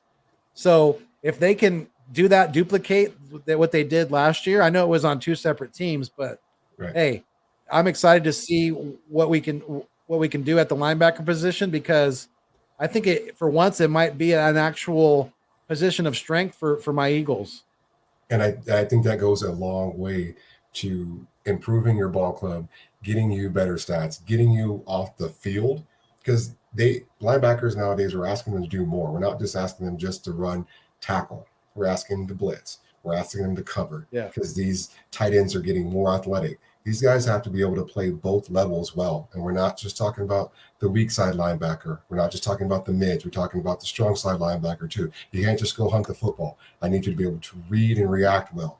If I'm asking you to cover in the middle, I need you to pick up that tight end and hold him for at least 10 yards. So that means you've got to be running a 4.5. You've got to be at least 250 to deliver a thump to him. And in a pinch, I got to have you drop down and come around that corner and knock that quarterback's block off. These guys are they're asking them to do a lot, but you need to get paid a lot. And if you can get production, like you said, out of late round guys, I think that's why the Cowboys were not willing to let go of the myth that is Randy Gregory. They just want to see if it can work. He's that hybrid type guy. They want to see if he can still blitz, if he can still hunt and make tackles. Hopefully it works. At this point, we have just nothing but just a bunch of hope and conjecture. I haven't seen it at all, not even one season. So if he can't do it, move him to the side. Maybe LVE gets back into shape and he can come in there. Parsons is like a dream come true. He fell to us, and it was perfect timing because I'm on the adage, if your linebacking core is solid, you're that one step closer to the playoffs because your defense is going to be solid. Your quarterbacks, your safeties don't have to play nearly as much up line as they need to because your front seven will be able to handle it. And in like I said, in a pinch, you can do an A-gap blitz and really put the pressure on the quarterback and make him stay home. But if you can't, and the guy's going all over the place and he's starting to dump it right over the middle off of you, or he's not scared of your A-gap blitz whatsoever and stands stout in the pocket and can deliver it 20 yards down the field on the seam, you're just getting torn up. Now your guys are playing back. You're opened up. They're coming in on in routes 20 yards in, and you don't know what to do. That running back starts getting good on those little freaking off tackle and the stunts. Now you're just guessing and hoping that they just stop their momentum somehow, some way, and they won't, especially with a good balanced offense. Good thing for us, the NFC East is probably one of the weaker divisions right now, everybody for different reasons. Giving your team just because it's a brand new regime, so we don't know what we're going to get. Hope you guys are hoping that everything pans out, and it sounds like your coach is a solid dude. You still have a solid line, and if you have good solid linebacking play, you're going to be all right. Let's see what that secondary can do, because trust me, Lord knows, I know a weak linebacking core only exposes your secondary, and if your secondary is iffy, they're going to get torn up. Look at us. We went from like 12th to like 31st. It was abysmal. Yeah, I mean, a lot of a lot of the issue last year for us was Jim Schwartz's system. But yeah, guys like linebackers like Nate Gary, who thank God is no longer a Philadelphia Eagle. And he was so bad. He got picked up by the Niners before training camp. And he's so bad that he didn't even make it to day one of training camp. They released him prior to even stepping on the field in the summer. So they must have looked over his film, because last year there was a lot of times where Nate Gary looked like he was playing with a bag over his head. I mean, he looked completely out of position a lot of times.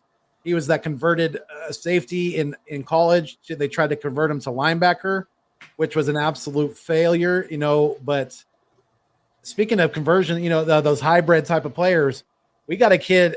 Don't sleep on Jacoby Stevens. We have him listed as a linebacker right now, but I think he's going to be playing that kind of that hybrid role of safety and linebacker. And he's getting high praise from guys like Patrick Peterson and the Honey Badger, Tyrann Mathieu. So I guess there's a thing about wearing number 7 at LSU. I guess you got to be a pretty high respected player, and he does amazing things on and off the field. He's a great teammate in the locker room and a good citizen, and outside of football as well. So yeah, I'm really excited about Jacoby Stevens, because I think he might be an absolute steal for us in this draft, because we got him later in the later rounds. If he came from LSU, then I'll definitely dig it. He's worth keeping an eye on to see what kind of production he has. Those guys, I mean, you name me one that's really failed that's been on the defensive side of the ball. I can't think of one too much. I mean, they may have been like, run of the mill, but Honey Badger, Peterson checked out, Devin White checked out. Yep. I mean, they just make them pretty tough down there. So yeah, when you get a hold of them, you can appreciate them. So that's good on you guys for getting a late round pick in the gym. Hopefully our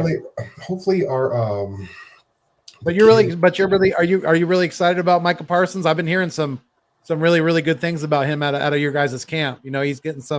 He's already silenced a lot of the doubters that he had coming out of college. So I mean, are you juiced about him? Because it sounds like when I saw his interview with Willie McGinnis, the first time you got him in front of camera, he couldn't hide from anybody. I mean, outside of like his press day release when they got him into the Star, it was good to see the way that he just talked about just football basics.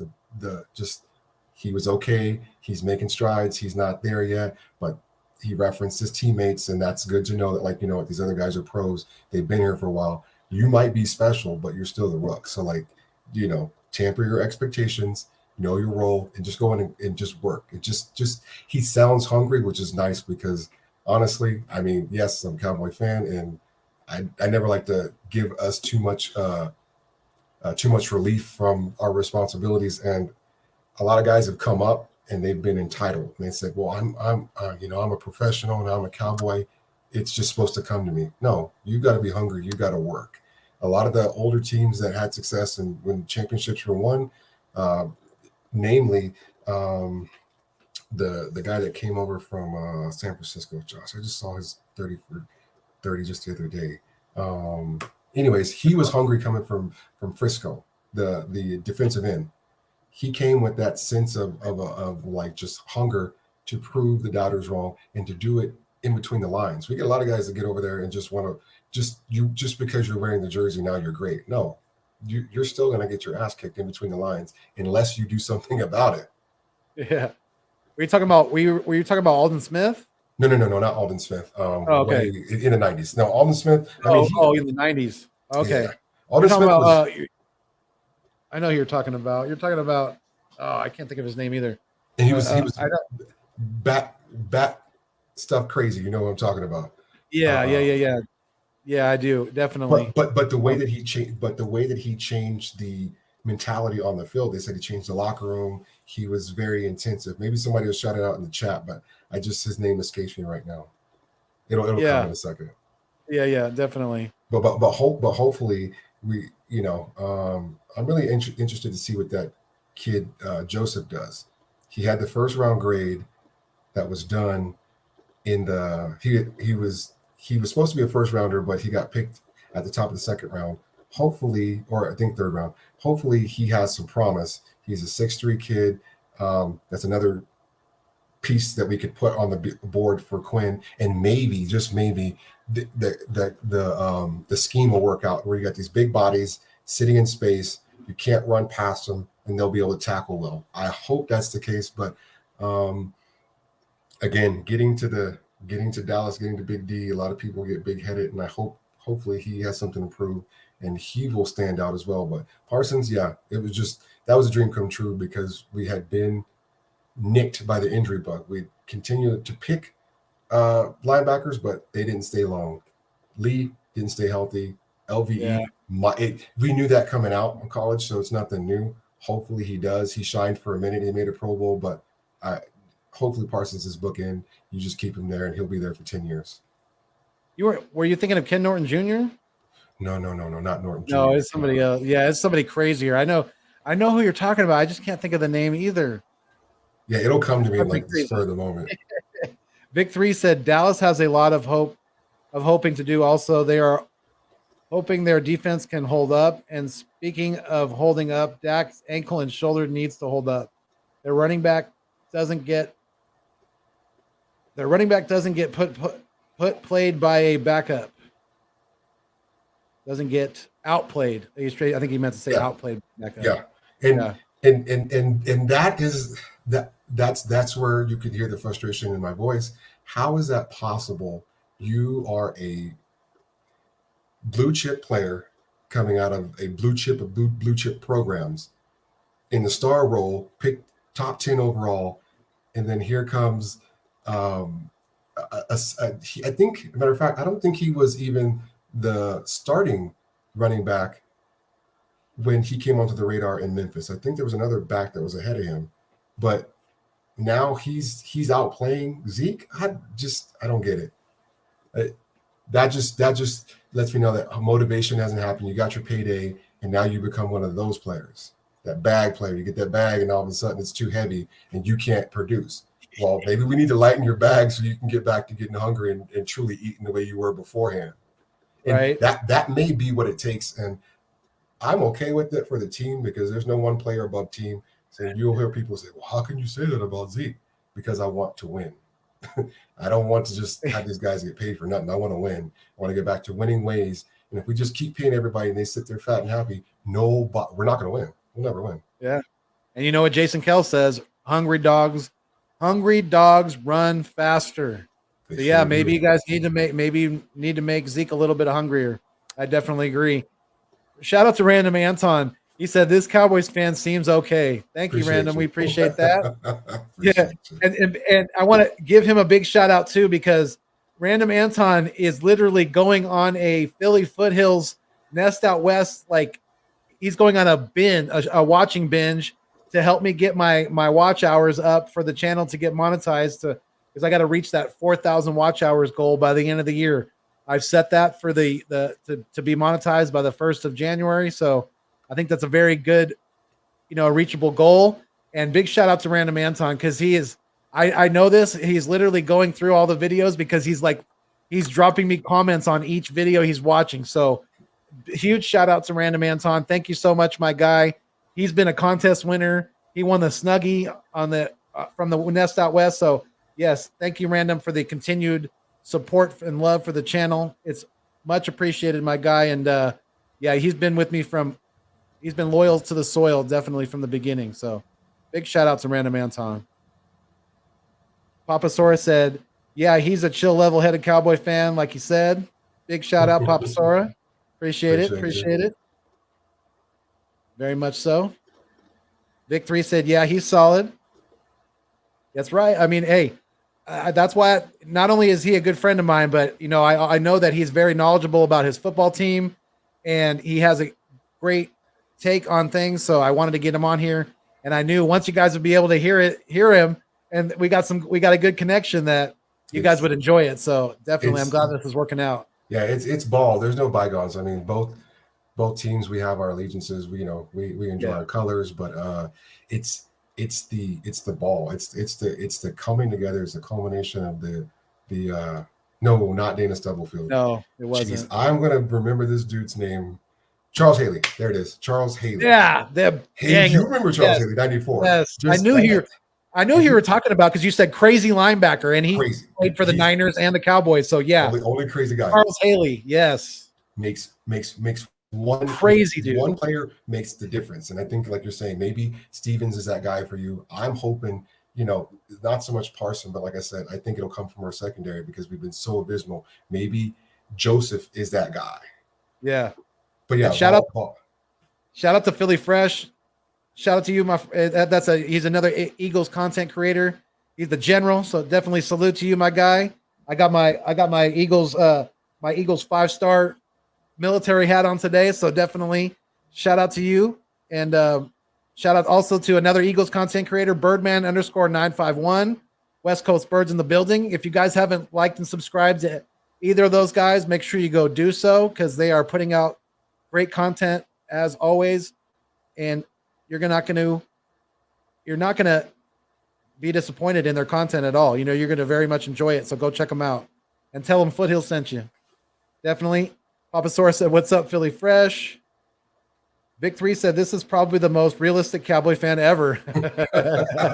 I'm telling you guys, he's a level-headed Cowboys fan. I'm not bullshitting you when I say that. He's realistic.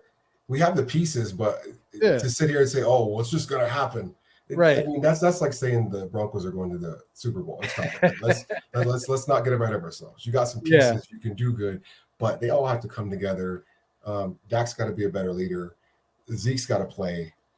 Cooper's got to be there, for Christ's sakes. And then I haven't talked about the elephant in the room, but the big war daddy, he's got number 90's got to come show up. Like, again, you get overpaid and your sack production went from double-digit sacks to like single-digit sacks. How does that happen without some sort of penalty? So, everyone needs to show up. There's a lot of big money up there. Jerry's paid out. They need to show up and show out, point blank.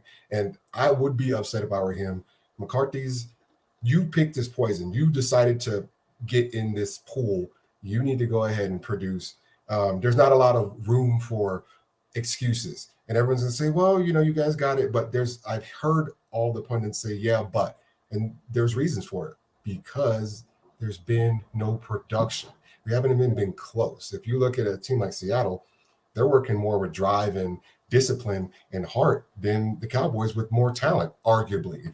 If you match up piece to piece, we should be where they're at. They're 12-4, and look at us, 6-0. So we need more production. We need to flip that number, get to 10-6. Maybe we might be able to be in the running for a playoffs. The division, like I said, everyone has their issues. Us, because we got talent and we don't know what to do with it. You guys, it's a brand new coach, and look what happened to McCarthy last year. He's a Super Bowl winning coach, but yet he can't pull it together. It takes more. With these younger players coming quicker, it's going to take more time. Yeah, that's great. He's a West Coast bird. We do West Coast Wednesdays. I'll be on with him on his channel tomorrow. So yeah, come check us out at 1 p.m. on the West Coast. We do a thing with him, myself, and another Eagle West Coast Birds friend of ours. I go, and he's just joking. He's joking around. Definitely, it's all in good fun. Definitely, it's all up. Yeah. Random Anton said, we were talking about it. Daryl, you remembered the name. It was Charles Haley.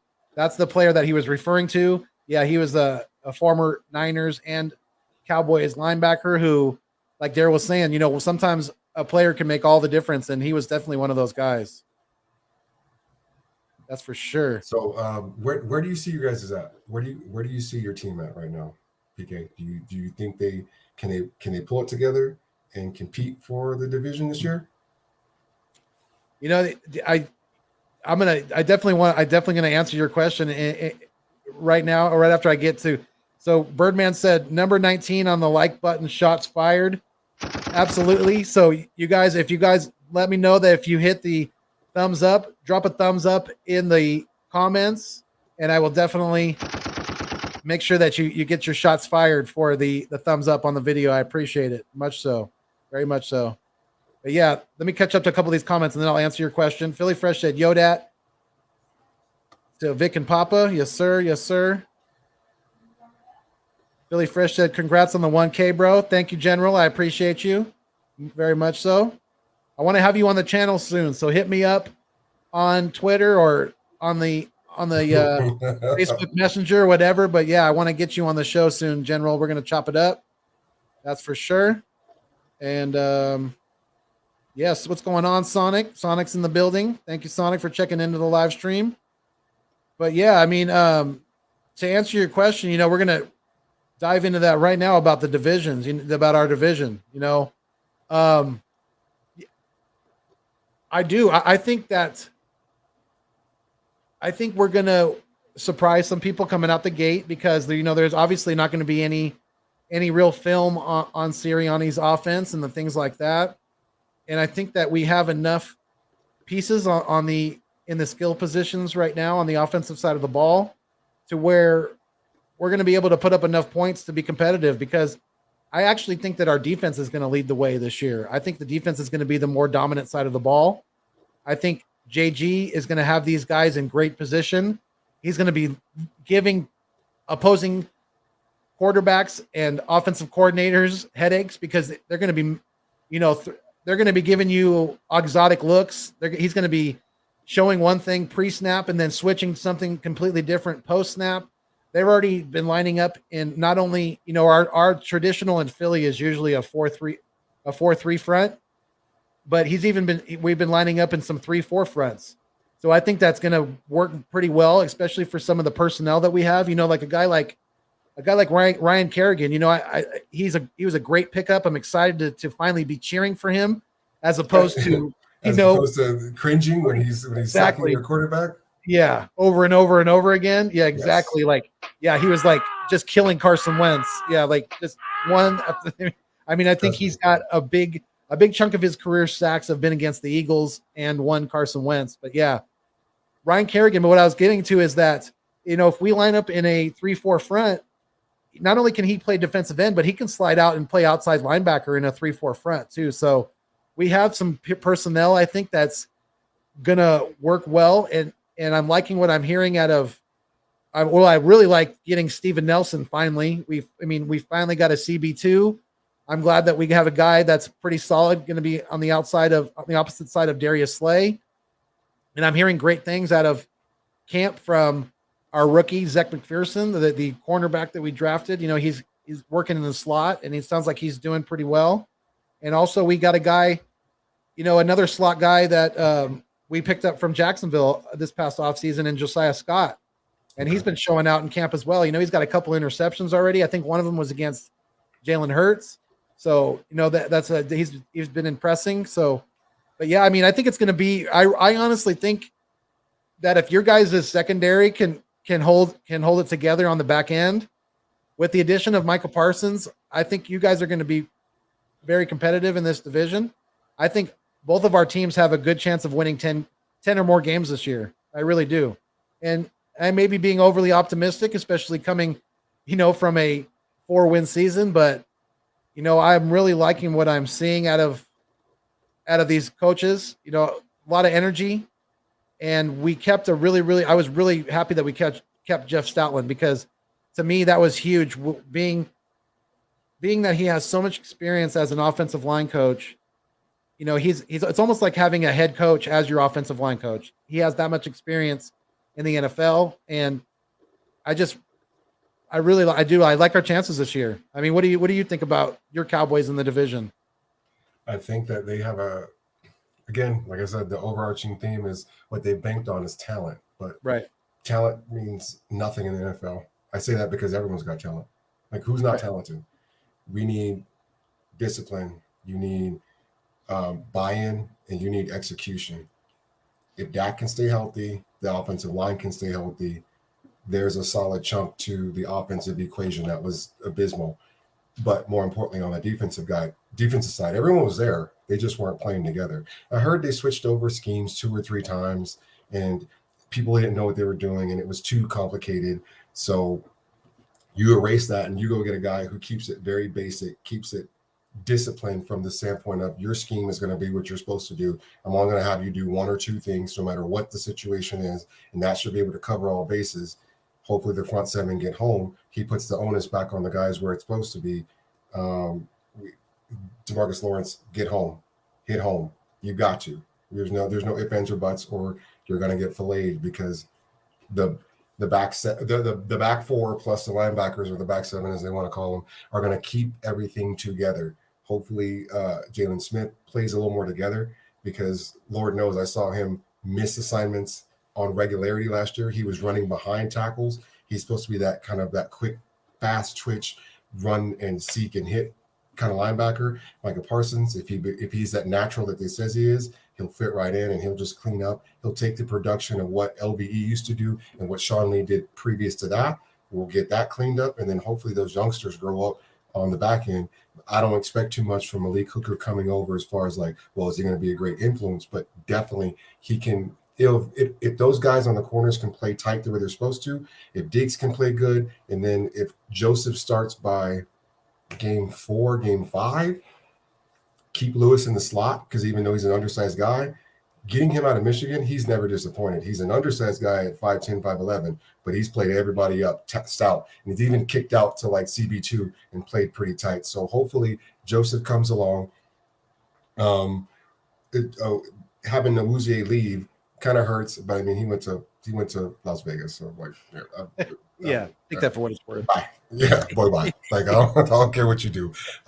Really, it's going to come down to that safety play, and if those guys can be the extra special guys, because Keanu O'Neal, another brand new guy, but he comes over knowing Quinn's system. If he can be that linchpin and tell those guys, this is where you need to line up, this is what you need to do. I don't need him to be the thumper he was in Atlanta. I just need him to line those guys up.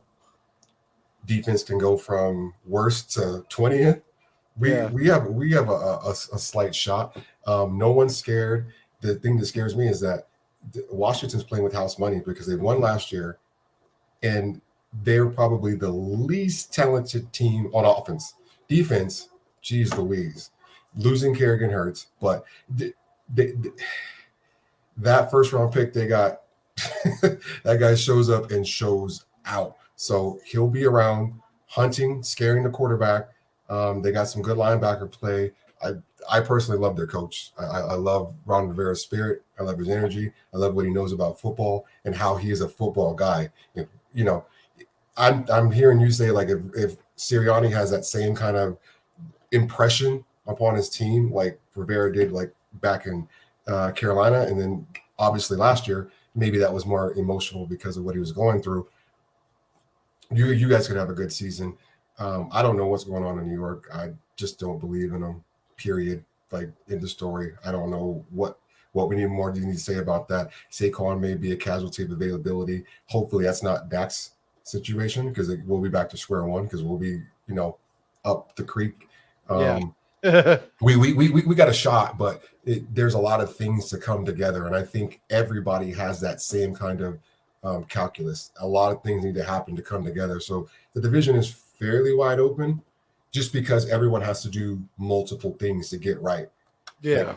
Like in Seattle's case, they just need to do what they did last year. That's not hard. That's simple. Russ is cooking. You got the running backs. If DK gets better, how scary is that? Like, that doesn't make sense. Like, their division is the one that I'm more puzzled about, because all their teams are good.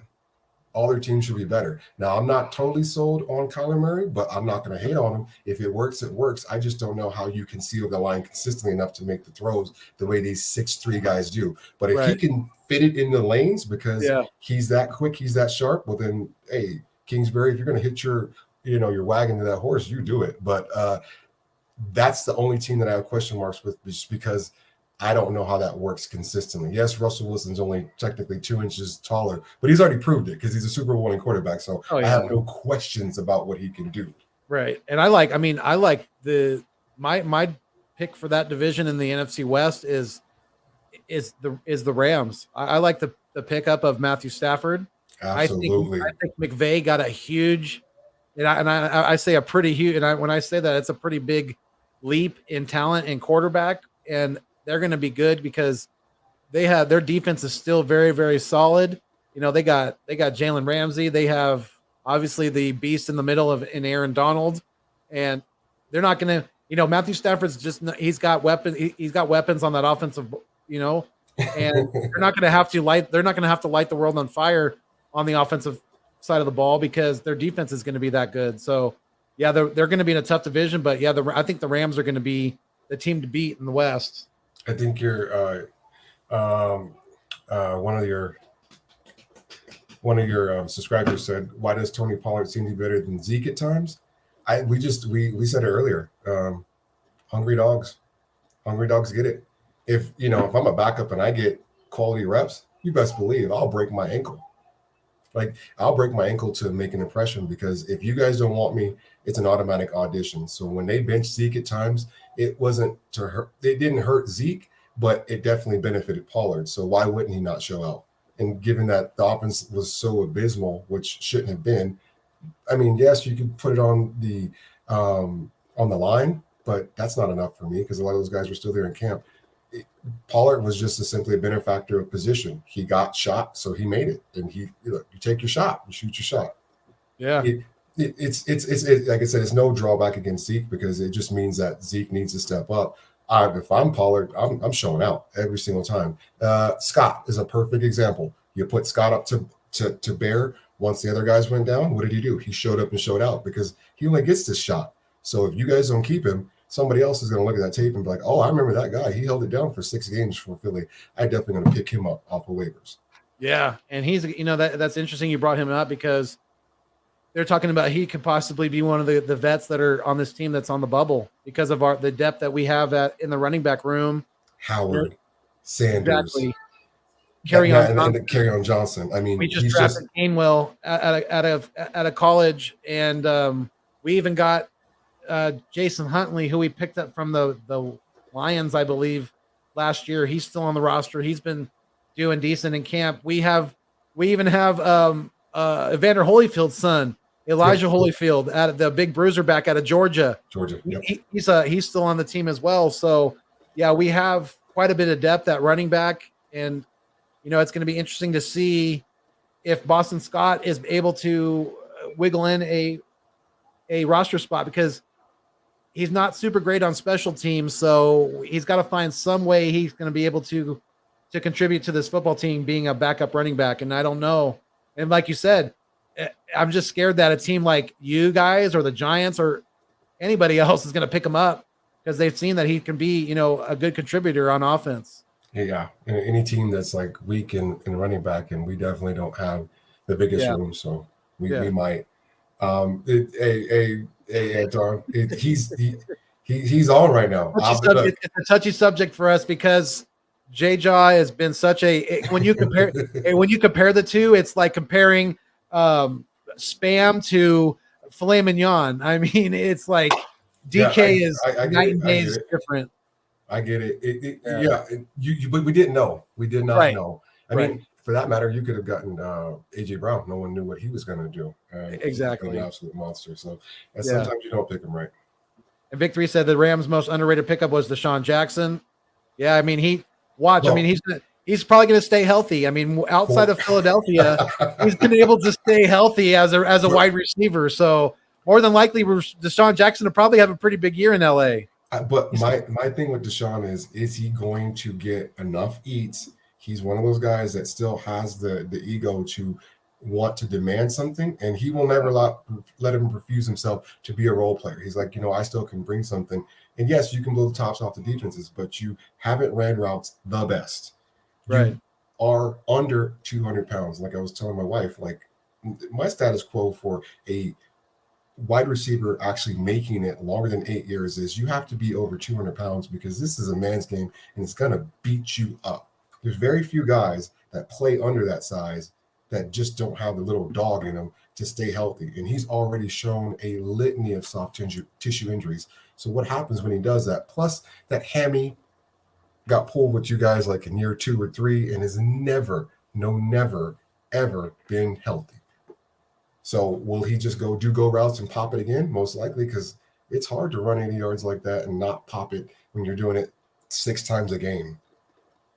So he'll have a role, but I mean, he may be more of like a mentor to that guy that they picked up in the draft, Tutu Atwell. So he might Oh, be yeah. somebody that can show him how to play that role of a top blower. They still got their guys. I mean, Yeah, and Deshaun's going to be comfortable because he's back home. He's from Southern California, right. so he's going to be, he's back in more comfortable surroundings. They're definitely more familiar to him, and that definitely goes a long way. He's got family and friends around, so he'll definitely have that. He'll have that swag back this year, I'm sure.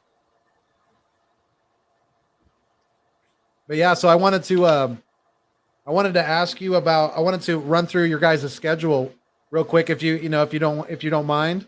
Okay.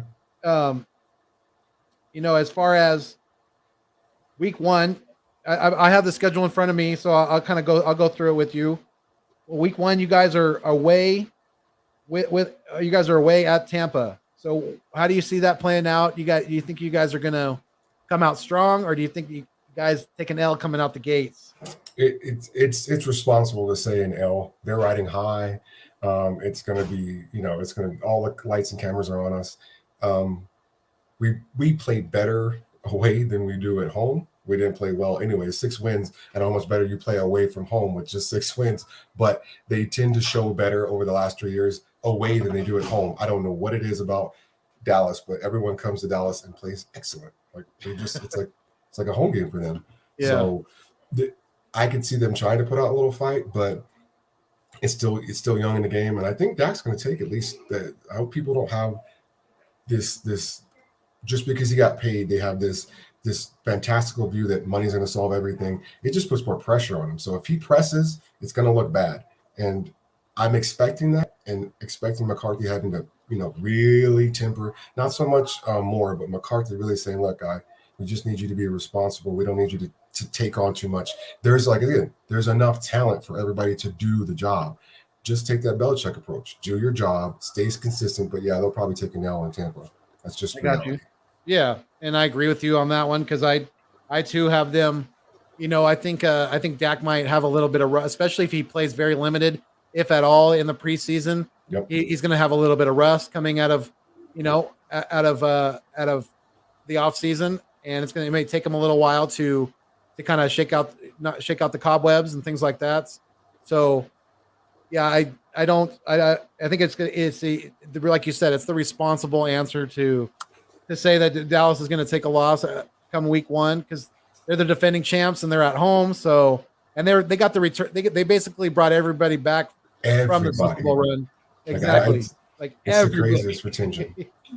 Yeah, it absolutely is. And they're lining it all up for Tom to do it again. So so week two, you guys are still away. You have to go to LA and play the Chargers. What do you think about that game? Because they have a hell of a quarterback, it looks like. They do. If again, another fantasy draft watch, that guy's it. I think I picked him up week 4 last year, and I never regretted it. Kid's a winner. I think he's going to win at some point. Hopefully it's, dare I say, familiar surroundings. We did the training camp there. Hopefully they feel okay in Los Angeles. We did decent game 1 against the Rams last year. We still lost, but it wasn't just a blowout. It was a tough win. So hopefully they like that stadium and they play a little bit better on the road. Hopefully they'll want to at least walk away with that road stretch 1-1, and I hopefully they'll leak something out. Okay, so you have them at 1-1. Okay, I have them coming out the gate a little slow. I have them starting 0-2, but that's just more of a praise towards the Chargers and what I think they're going to bring to the table this year, and what that kid's going to bring to the table in his second year. I think he's going to vastly improve, and that's going to look pretty damn special. So yeah, so then week 3, you guys finally are home, and you guys have us. You guys have the Eagles on Monday night. Monday night in Dallas. How do you think that's going to be a homecoming in sorts for Jalen Hurts? He's from Texas, born and raised in the Houston area. So yeah, that's going to be he's going to have a lot of family and friends in attendance. Yeah, he's going to want to show out. So yes. He's going to show out. Yeah. And what better way to do it against a quarterback that people could actually say measure you against, a guy that was, a run and gun type guy, but he's made, for all accounts, you could say Dak's made the transition to being a pass first guy. He doesn't run like he's Lamar Jackson for his existence for comparison. He looks to pass first. He's improved his game. His passing's on par. Is he tops? I mean, that's maybe just me being bullish. He's up there and he can sling it. So hopefully Jalen's like, you know what, here's my chance to prove like I could do him. Because people are still calling Jalen a runner. He likes to run. He's an athlete. Why wouldn't you want to beat anybody with all your tools? Right.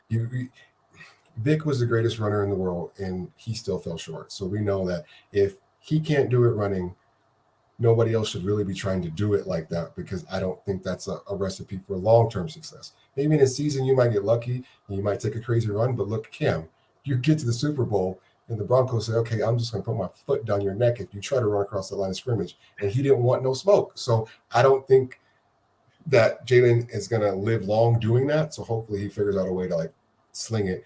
And you guys always come down the wire, whether it's a Sunday or Monday night game. I don't know. I hope we win. Hopefully we win at least by like 10. But if it was Jalen or if it was Jason Garrett there, we win by 3.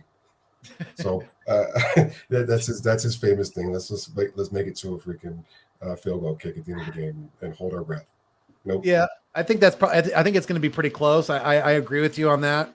I think it could very well come down to a last possession type of game. And, I'm not saying, any kind of cheating is going on or anything like that, but you guys definitely, it seems like you guys get a lot of calls when you guys are at home. That's so true. That is I'll true. definitely, I have you guys down as getting the win. So you guys are going to be, I think, a little more desperate than us at that point too, because we have Atlanta and then we have San Francisco at home week 2 before we play you guys. So I think we're either going to split those two or we're going to be 2-0 going into Dallas. So we may be a little overconfident as well. So yeah, I think it's going to be a hard. Obviously, all of our division games are usually dogfights. I mean, they're knock them down, drag them out, just bare knuckle fights of games, and I could see that happening once again, especially this early on in the season. I mean, guys are going to be chomping at the bit to get out division rivals, and I think at this point too, Dak and Zeke will probably be working the system pretty well, and I see you guys probably beating us by a field goal. So I have you guys at 1-2 going into week 4. You have you guys at 2-1. Okay, so then in week 4, you guys are home against the Panthers. Mm-hmm. I think what do you think about that? I think that's a pretty easy game for you guys. What do you think? Now this shows where the magic works with what Quinn knows about McCaffrey and how to keep him in check. Keep McCaffrey in check. You should get a win. Get a couple turnovers. They're still working stuff out, and I'm not totally sold on Sam Darnold, but at the same time, I want him to get a fair shot. So maybe the change of pace and looking from a different lens out in Carolina helps him out. I think the kid has something. I don't know if the something is enough. It was a raw deal in New York, so let's see if he can work it out. Again, everyone loves to come to Dallas and just have like their career day. So it could happen.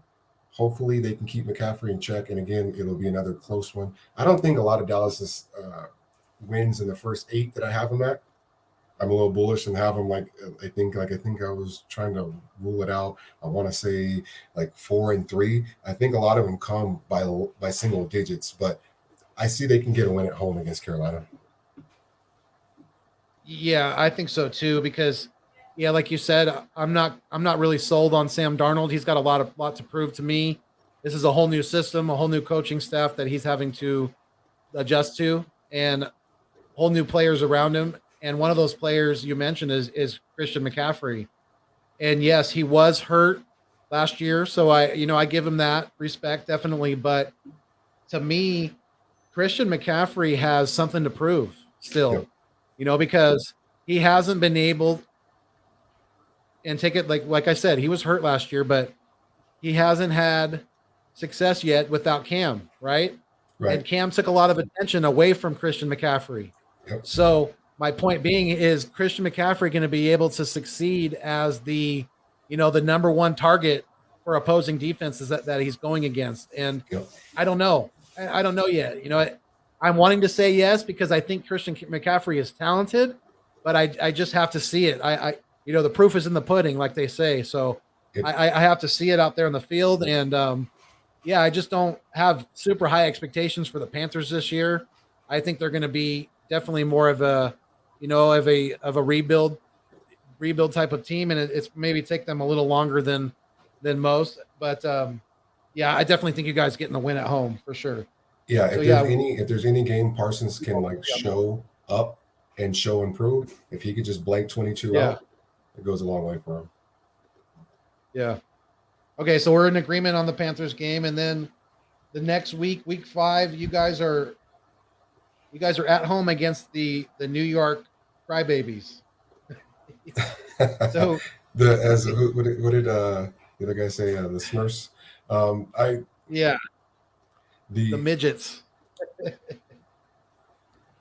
Danny Pesos and company. This will prove like how long we've gone away to be more disciplined and to be a better team. We show up and be the better team. We should beat them because I really feel like something's going on in that locker room, and it started a while ago with it's some kind of like ooze or some kind of infection that started with McAdoo, and it hasn't stopped. And for all of who's that guy? Who's the he was the president in Jacksonville, the coach that was for the Giants. For all of Coughlin, for all of his badness, whatever toughness he did bring to them gave them some consistency. So now they've been fluttering. They haven't had a coach to really have success, and it shows in how their players carry themselves and how they play. And with this last little scuffle, it just shows that they're not ready for it. So I hope they don't get it together. And if Saquon does end up being less than himself or less confident in himself, we could. I think they could really have a bad year. So if we're competent, we should win. Yeah, I think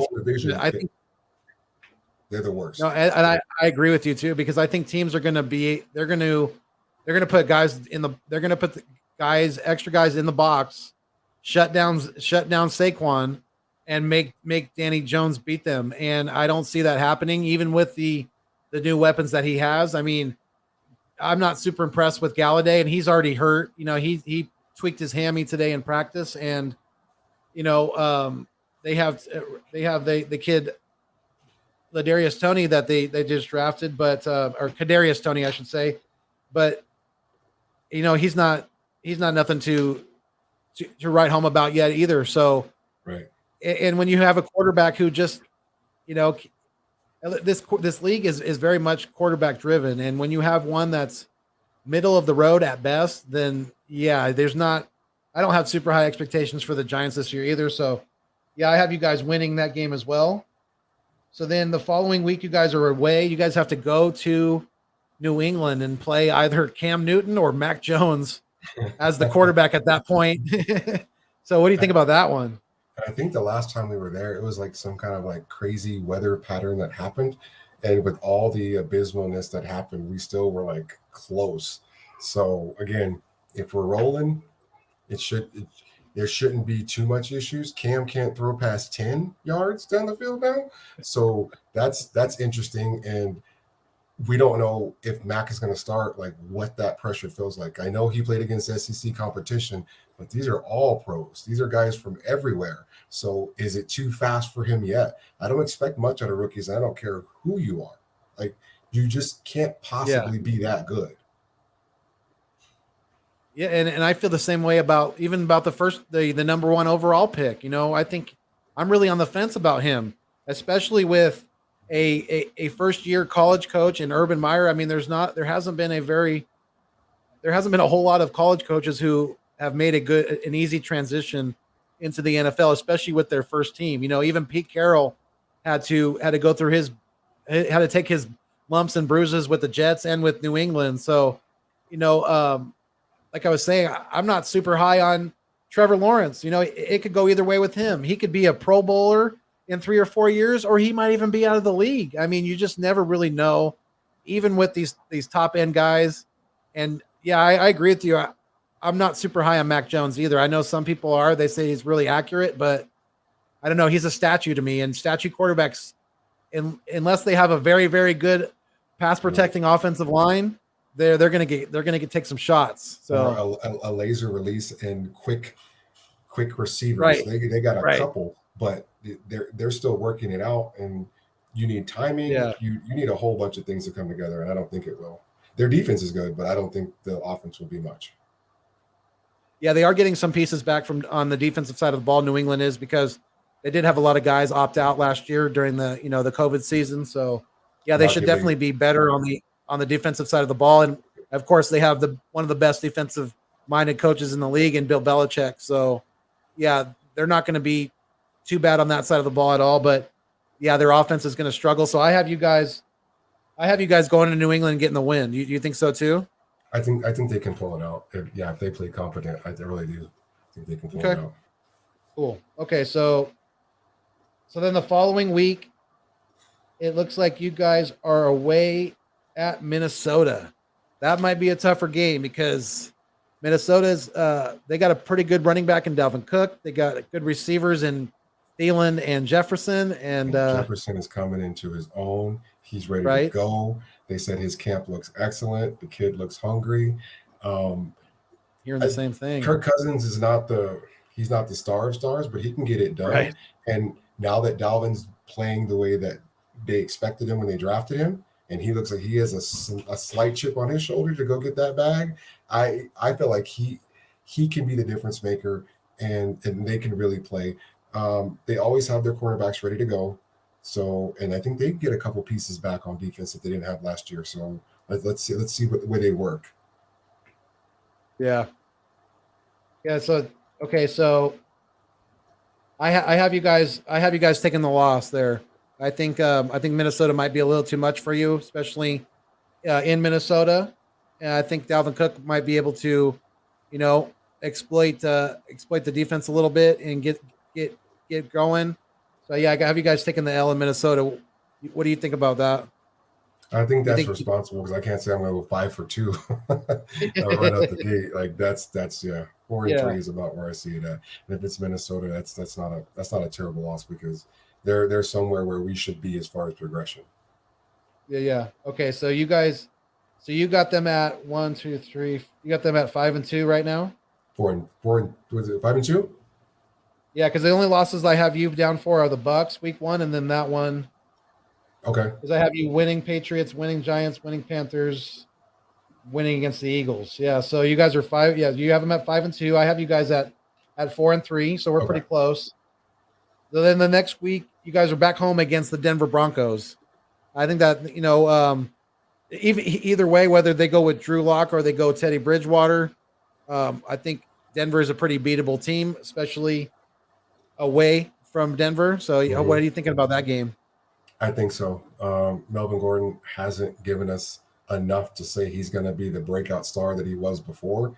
I mean, he was shining in Wisconsin, but he hasn't done it the way that we expect him to, especially going over to Denver. Yeah, he beat out the kid from Colorado, but like, where is he going to, what is he going to do for an encore? And like you said, he's working with either a game manager or a substandard high round draft pick quarterback. Either way, that doesn't spell good for him because the box is going to be loaded. And is he still injured or is he 100%? Because if he's 100%, show me something. You got to have 1,500 yards. He could be because he has a pedigree, but there's a reason San Diego let him, or now Los Angeles, let him go. Just wasn't it. Wasn't for the price. And I don't think they thought he was it, period. So they let him go. Denver should be a win at home. Their fans are gonna show out. They're gonna come down the mountain and show up in Dallas. But again, playing at home now, playing with some confidence. This is game 8. We should be ready to roll. If Dak's rolling and he's healthy, given what he did the year before, let's get it. Guys are still healthy. They should be good to go. Yeah, we're in agreement there. I have you guys getting the W at home against the Broncos as well. I think your offense will just be too much for them, and you'll probably win by 10 points or more. double digit. It'll be a double digit victory. I'm seeing. So Minty Sports said, "What's up? Question for both of you: how many teams in the NFC East do you think the Cowboys and Eagles are better than?" At least two. At least two. Yeah, I would think so. Yeah, I think that's at least two. Maybe he meant to say the NFC. I don't know. Maybe clarify that, Minty, or maybe he was being funny with the question. But thank you for chiming into the live stream. I appreciate it. Birdman _951 said Ben DiNucci wants a piece of Daniel Pesos. Yeah, I'm sure he does. Victory said Joe Judge is a joke and the players know it. They have no respect for him. Which is I mean, that's a dumpster fire right already in New York. And then that means it's all the way at the top. Now it's the ownership that can't even bring in a good staff to give the guys confidence to play. If the players are rejecting your pick, that's bad business. Exactly. And Birdman, Dallas Daryl does not have a YouTube channel. He's just a good friend of mine from way back in the day. I mean, we go back to when I was in middle school, high school. I mean, I'm talking mid 90s. We were very, very close friends, and we've remained, even though we live states apart now, we've remained in contact. So, and I know he's, we always talk our Cowboys Eagles. So I knew he'd be a good guy, a good guest to have on the channel. So I hope you guys are enjoying it. And I know I am definitely, because this has been fun so far. Definitely. So yeah, you guys, make sure that you hit the thumbs up before you leave. Definitely. And if you haven't already, please make sure you like, share, and subscribe to the Nest Out West. I'm on the road to 4,000 watch hours. So the more and more you guys can watch the content, the closer and closer you guys are going to get me to reaching that goal of 4,000 watch hours by the end of the year. So big shout out to the 7 in the live stream right now. Thank you guys for being here. It's much appreciated. So yeah, back to the schedule. It looks like the next week you guys are at home against the Atlanta Falcons. That should be a pretty good rematch from last year, because that was a pretty dramatic game. If I remember correctly, last year. I think it was like above like 70 points or some craziness. It was a lot of points scored in that game. Yeah. Hopefully it's a little less than that, a little more manageable. And a weird onside kick at the end. I mean, the Falcon player didn't even go after the ball. I mean, what are you doing? You just stood there like you're getting cut. Deer in the headlights. Like, you're seriously, getting cut. Like, dude, if you can't even play sports, out of here, you're gone. Seriously. They're missing a big piece in Julio. I've heard a couple of fantasy draft analysts say that they feel like Calvin Ridley is going to step up to the plate again. If the guy is playing in the slot, the guy's playing wide receiver too, and this is no diss to anybody. This is CD included. I'm not very confident in how much you can do as a number one. These guys that are playing across from you usually are at least in the 200, 210 pound range, 6'3". They're big guys. You're taking a ton of abuse. Ridley's already had soft tissue injuries. Will he continue to be injury riddled? And if he's not out there, they don't have a chance. Yeah, and I'm sure he'll go. He'll check your channel out, Birdman. Definitely, yeah, Daryl, go check him out when you get a chance. He's a West Coast bird. He's a good friend of mine, definitely, and we've been doing a lot of work together. So yeah, he'll check your channel out. Definitely give you a like and subscribe, I'm sure. Let's see. So yeah, I think we're both in agreement that you guys get a win at home against Atlanta, because I'm not super high on Matt Ryan. I never really have been, and the older he gets, just it seems like the more and more his play is falling off. So yeah, as good as Kyle Pitts may be, and like you said, Calvin Ridley may step up, but you're only really as good as your quarterback can get you to. So yeah, I think you guys can get the win at home against Atlanta. And not to mention, the defensive coordinator does know all of his strengths and weaknesses, so he knows where he's going to go and where he isn't going to go. So there's that little cheat that if you're going to get a game, it definitely is going to be a revenge game that they know about. So yeah, and thank you, Drew Johnson, for joining the live stream. Hey, better late than never. We're talking some NFC East rivalry here. I got my good buddy Dallas Daryl here, and we're going through the Cowboys schedule, and The reason I said Chiefs there is because that's the next opponent on your guys' schedule. So yeah, we both have you guys getting the win at home against Atlanta. So then the next week, you guys are in Kansas City. That's going to be a very, very tough game. What are your thoughts? And that's in what, October? Or no, that's in November. That probably, honestly, is an L. I think that this is a year where Pat may try to silence some critics. They have most of their they have most of their guys coming back. If you guys have watched training camp live, have you seen the size that Tyreek Hill's holding in his trunks?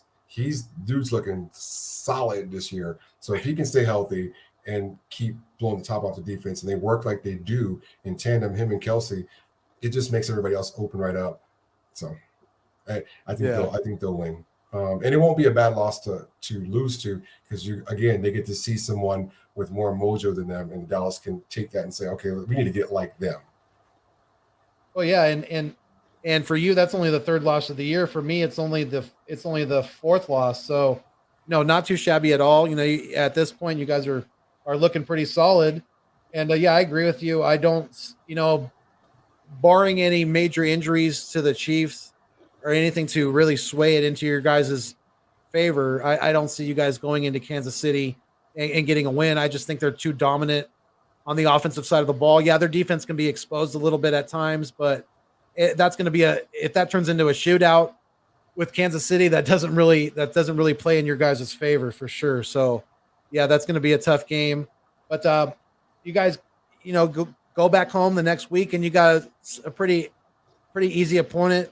You guys got the Las Vegas Raiders at home. Your thoughts on that one? I enjoy that. They're going to bring us a little love and service up Carr on a plate late or midway through the season.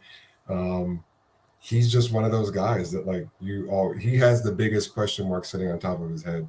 He got more talent. I thought Chucky was going to get rid of him sooner, but maybe he thought that he would and use Mariota, but that turned out to be a bust. And now he's stuck with the guy. They have, a nice piece, and their defense isn't their pieces aren't guys that you would necessarily write home about, but they can be solid. They're just too much of a work in process. Maybe they come and try to show out, but as long as you can keep Jacobs in check, he's another guy I like. I think that's another win. It's, kind of just keep Jacobs in check and let Carr make his indecisions like he usually does, and a couple of bad turnovers. Let Zeke eat. They haven't been terribly great against the run, and just run him right over. Yeah, and I think I think you guys will be able to outscore Las Vegas. I don't see them being a very big offensive juggernaut this year. I haven't seen a whole lot of flair and excitement out of John Gruden and that offense since he's returned back to the coaching ranks. And I'm starting to wonder if the game's kind of passed him by in a way, because he was outside of coaching for a minute. So it's I think it's going to be a pretty easy win for you guys at home. I think you guys will win by 2 touchdowns or more. And shout out to all my Raider fans out there, all my friends that are Raider fans. You guys are not going to be very good this year. But I'm just not very high on Carr. I don't think he's the guy, and I question very much so if, like I said, if John Gruden is even the guy, and how much of Mark Davis's love affair with John Gruden is getting in the way, of it kind of like the Jerry Jones and Jason Garrett type of of scenario where but Steven goggles are on. Steven finally stepped on his throat and said, "Look, we got to move on from the guy. I don't care if he's been in your wedding. I don't care freaking how much you love him. He comes over for Thanksgiving every year. It doesn't matter. If he's not getting the job done, you got to go." And that's probably, like you said, that's a good point. He's probably needing to clean house. Yeah, and shout out to Drew Johnson. He said Carr is not Raiders' problem. Their defense isn't good. I mean, I can't argue with that. And I think it could easily come down against you guys and the Cowboys. I think it could easily come down to a matter of coaching. And I want to ask your opinion on that a little later. About when we get to the schedule, I want to ask you how your feelings on Mike McCarthy, as far as your guys as being his head coach and the future you see for him in Dallas. But yeah, I mean the next week, you guys are in New Orleans against the Drew Breesless Saints. The Drew Breesless Saints. Yeah, that's hard to say. Now that you're reading the schedule off, I thought I heard it correctly. Someone said like Dallas has like the third easiest schedule, or it's like up there in the top three. I don't know if it's first, second, or third, but I could have swore it was third easiest schedule. And as you're listing this schedule, it bears fruit. It's like we just get teams that you're like, dude, like that should be a win. That should be a win. You can't tell me that you're seriously going to put Taysom Hill out there as a starting quarterback for 40 snaps and expect him to win.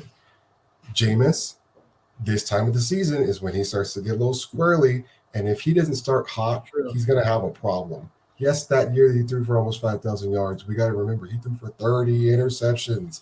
I don't know if that's out of his system. He's had a couple years to sit back and wait, but I hope that he does have a second rebirth, but seeing him, he was just man amongst boys in Florida State, and I don't think that mentality's ever changed for him.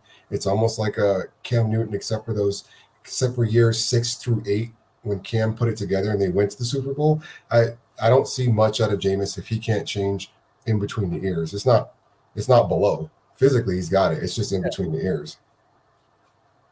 I got you, and but I don't. And I can see your. I think Michael Thomas has to. He's hurt, so he's to come back week 6. If they're not together yet, it still may be a wash. If Thomas comes back like in 2 weeks and they're gelling, it's possible. Kamara's going to get overworked, so people can't say, "Well, Kamara's going to be it." He'd probably be lovely for fantasy, but there's nobody else. There's nobody else you can call upon that you say is a household name. Jared Cook's out, so there's not much to feed on because Drew Brees was like, the magic man, just getting it to anybody and everybody. So with him gone, I don't know. Jameis, those are big shoes to fill, guy. I don't think so. And I mean, and when you're saying it like that, definitely with Jameis having to fill Drew Brees' shoes, yeah, I definitely agree with you. But I think that Sean Payton is a good enough coach, and they have enough talent, especially on the defensive side of the ball. You got to remember they were a pretty highly ranked defense last year, and I think they're bringing back a lot of the same pieces that they had, and they were really tough to beat at home. So I think this might be sort of a trap game for you guys. So I have to give you guys the L in New Orleans, just on the fact that I think New Orleans defense is going to be able to put the clamps on Lamb and slow down Zeke enough to where they can, put up enough points to outduel you guys. So yeah, I have you guys taking the L in New Orleans. So that that's going to be a tough game. I think, like I said, it might be a little bit of a trap. Yeah. So that then the following week, you guys are in Washington to play the No Names, the football team. That's they like you said, they got a pretty good front seven, especially their front four. So how do you see that game playing out for your boys? Even in the years that Dak and Zeke have been there, as much as it pains me to say, we don't really do terribly good in Washington. And last year it was embarrassing on Thanksgiving what they did to us. I mean, nobody was there, but I think the stink is still on us. So until they go out and prove it, I'll schedule them for a loss against Washington. It's just the reality. They're playing good, solid ball up front on defense. And maybe it's just, again, a field goal loss the other way, and they can eke out a win. I'm not terribly bullish on Ryan Fitzpatrick, but he doesn't have to go ham. And he can, when he throws under 30 times, he's great. When he throws over 30 times, he gets out of this world. And again, him and Jerry Jones are both at the roulette table. So I think they can manage the game, get 2 or 3 turnovers. They'll beat us at home. Yeah, and I agree with you. You guys, it's weird. You guys can seem to usually struggle in Washington, like you said. So with the football team having a pretty good offensive line and pretty good running backs, I think they're going to have enough to. Yeah, I think they're going to get the win against you guys in Washington. I just think that Chase Young and Devontae Sweat, they'll be going to be able to get to Dak and maybe cause a turnover or two. So yeah, I think I agree with you. I think the football team gets the win here as well. Yeah. So the following week, you guys stay away. I don't know. I don't even know if maybe you guys will stay on the East Coast, because then it's back-to-back division games. You guys have the Giants the next week in New York. Your thoughts? That's closer to like the December time frame. Yeah, the weather's going to get worse. Yep. Yep. It's just going to be at the ball. Might be raining. Yep. Should be ball security. We're usually about we're less. We're usually about 500 in December against them. It's a coin flip. So if I said we're beating them in Dallas, we may just be a terrible road trip and somehow give them the win. Don't know why, don't know how, but it just may happen. And if they're terrible, they won't be playing for anything, but they'll still want to beat a division foe. Exactly. Yeah, they could be the spoilers at that point. Definitely. And yeah, I see it being a tough road trip for you guys as well. And I think you're going to split with both the football team this year and the Giants. So I had you guys getting the win at home against New York. So I have New York holding home court and getting the win at home as well. So then the following week, it's the day after Christmas. Yeah, it's getting late into December at this point. The weather's going to be nasty. It's going to be cold. But you guys are back home. 3 division games in a row. Wow. Against the football team in Dallas. Now, I think, like I said, I think you guys are splitting. So I'm going to give the football team the win here. I'm sorry. No, I'm going to give you guys the win. Because I have you guys losing to them in Washington. Yeah. Right. Hopefully they clean up whatever they saw on tape from 2 weeks previous to come home and get a tough one. Because at this point now, we may be looking at, if we're losing 2 division games, we may be looking at a wild card versus actually winning the division. If anybody else is winning, if anybody else is up just 1 loss in the division, now we're behind the 8 ball and we can't catch up. Right. Because a lot of our, outside of the week 3 matchup with you, all of our division games are all, smashed in at the end of the season. Because we have, let's see, we have like I said, we have you guys week 3, and then we don't play another division game until the end of November. And then we have the Giants, that's a division. Then we have the Jets. Then we have the football team, the Giants, the football team again, and then you guys the last week of the season. So majority of all of our division games are smashed at the end of the season. And I have, as an Eagles fan, which has been a long time. I mean, it goes back to the Cunningham days, back to when, do you remember when Phil used to rock our boy Phil from back in my trailer park back in Davis, where he used to rock the Eagles starter jacket? That's where it kind of it all started for me. He definitely opened my eyes to the Eagles, and then I started seeing guys like Randall Cunningham running and gunning, and it was Rapsy Scapsy from there for me. But yeah, so I just never remember, as an Eagles fan, I don't ever remember seeing that many division games backloaded on the end of the season. It's just kind of weird. So, but yeah, so you think you guys will get the win at home against the football team? Yeah, I think so. Yeah. Okay. All right. So then the second to last week of the season, I think it's going to be a tough game, but you guys are home against the Arizona Cardinals, Kyler Murray, D-Hop. They added AJ Green. They added JJ Watt. Mm-hmm. So what are you thinking about that game? Yeah. Let's just see where they go. They lost a big leader and presence in Patrick Peterson. I don't think people know how much. And Larry Fitzgerald. And Larry Fitzgerald. And Larry Fitzgerald. Yeah. Both sides of the ball. So both sides of the football, you're losing something. Hopefully guys step up. I think D-Hop's hungry to prove that, I think he's always played with a chip on his shoulder, but when Houston let him go for just whatever reason, when he had a good connection with their starting quarterback, I think he still wants to prove something, and I think that there's a way for them to do that. Do they have the running back game? Their defense is going to be better, and a good defense. You know, I feel like to me, I'm just that old school at heart. A good defense always beats a great offense. If they can shut you down. I got to kick a field goal. I can get a kicker inside of Dallas to kick a 60, 70-yard field goal. I mean, what was that? Prater kicking like 68 yards or some crazy crap a year or two ago. So Yeah. they can eke out a win. Yes, Patrick Peterson is an unmeasured loss that won't be seen immediately. They're going to feel it midway in the season. And he went to Minnesota. So yeah, Minnesota lost Anthony Harris to us, but they gained Patrick Peterson. So that's a pretty good swap out if you ask me. I mean, I like our pickup in Anthony Harris, but I mean I'm not down at all on Patrick Peterson. I think he's still a very good DB in this league.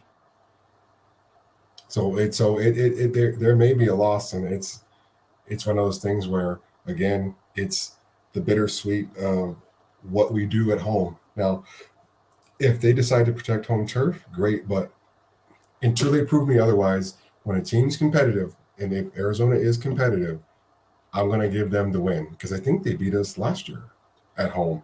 So they have nothing but good sway to prove them that they can go in and do it again, especially at the end of the year if they're needing to get something and we're competing for that last wild card spot. They'll knock us out the box. It's just the reality. And I'm not here to be soft on the Cowboys and say, yeah, we're going to go 14-2. What kind of is that? No, we're going to have to fight for it. And if we are 10-6, I do like our chances, but we're going to take our lumps, and that might be one of them. Yeah, I think I tend to agree with you because of the fact that I think you guys are pretty evenly matched on the offensive side of the ball, but I think their defense may be a little more well-rounded. Especially, I think Vic 3. You mentioned Tay Gowan. You know, he's a cornerback that they got later in the draft, and I think he's going to be somewhat of a steal because he's a guy that actually was very nice. He was very nice to me before the draft. I reached out to him on Twitter, and he was actually my very first interview. Yeah, I remember that. On the Nest Out West. So yeah, That's big shout out to Tay Gowan. Too bad the Eagles didn't get him, but yeah, I think he's going to do some good things for Arizona, and I think he's going to hit the ground running in the NFL. I really have a good feeling, and that's a good shout, Vic.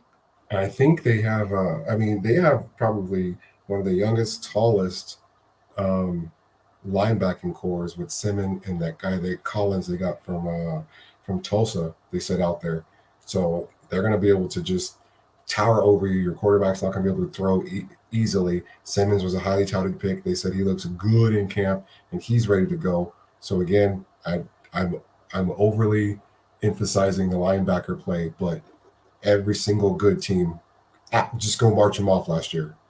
Linebacking cores were solid. So they have two that I think can be up to snuff.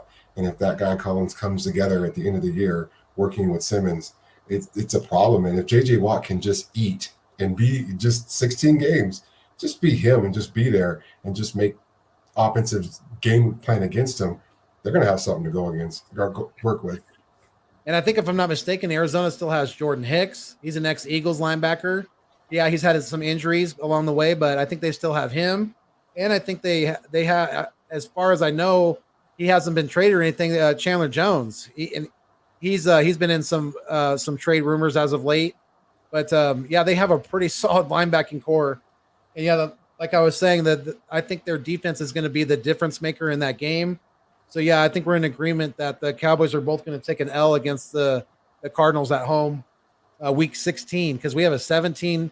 Or no, that's actually going to be week 17 because there's a 17 game set season this year. Right. So yeah, that would be week 17, and then so week 18, you guys are in Philadelphia. God, why you have to give us two the very last? It's as long as it's not Mark Sanchez starting for either of us. Oh God, thank God, right? I don't know what to say. Hopefully we're fighting for our lives and they feel that way and they feel the urgency.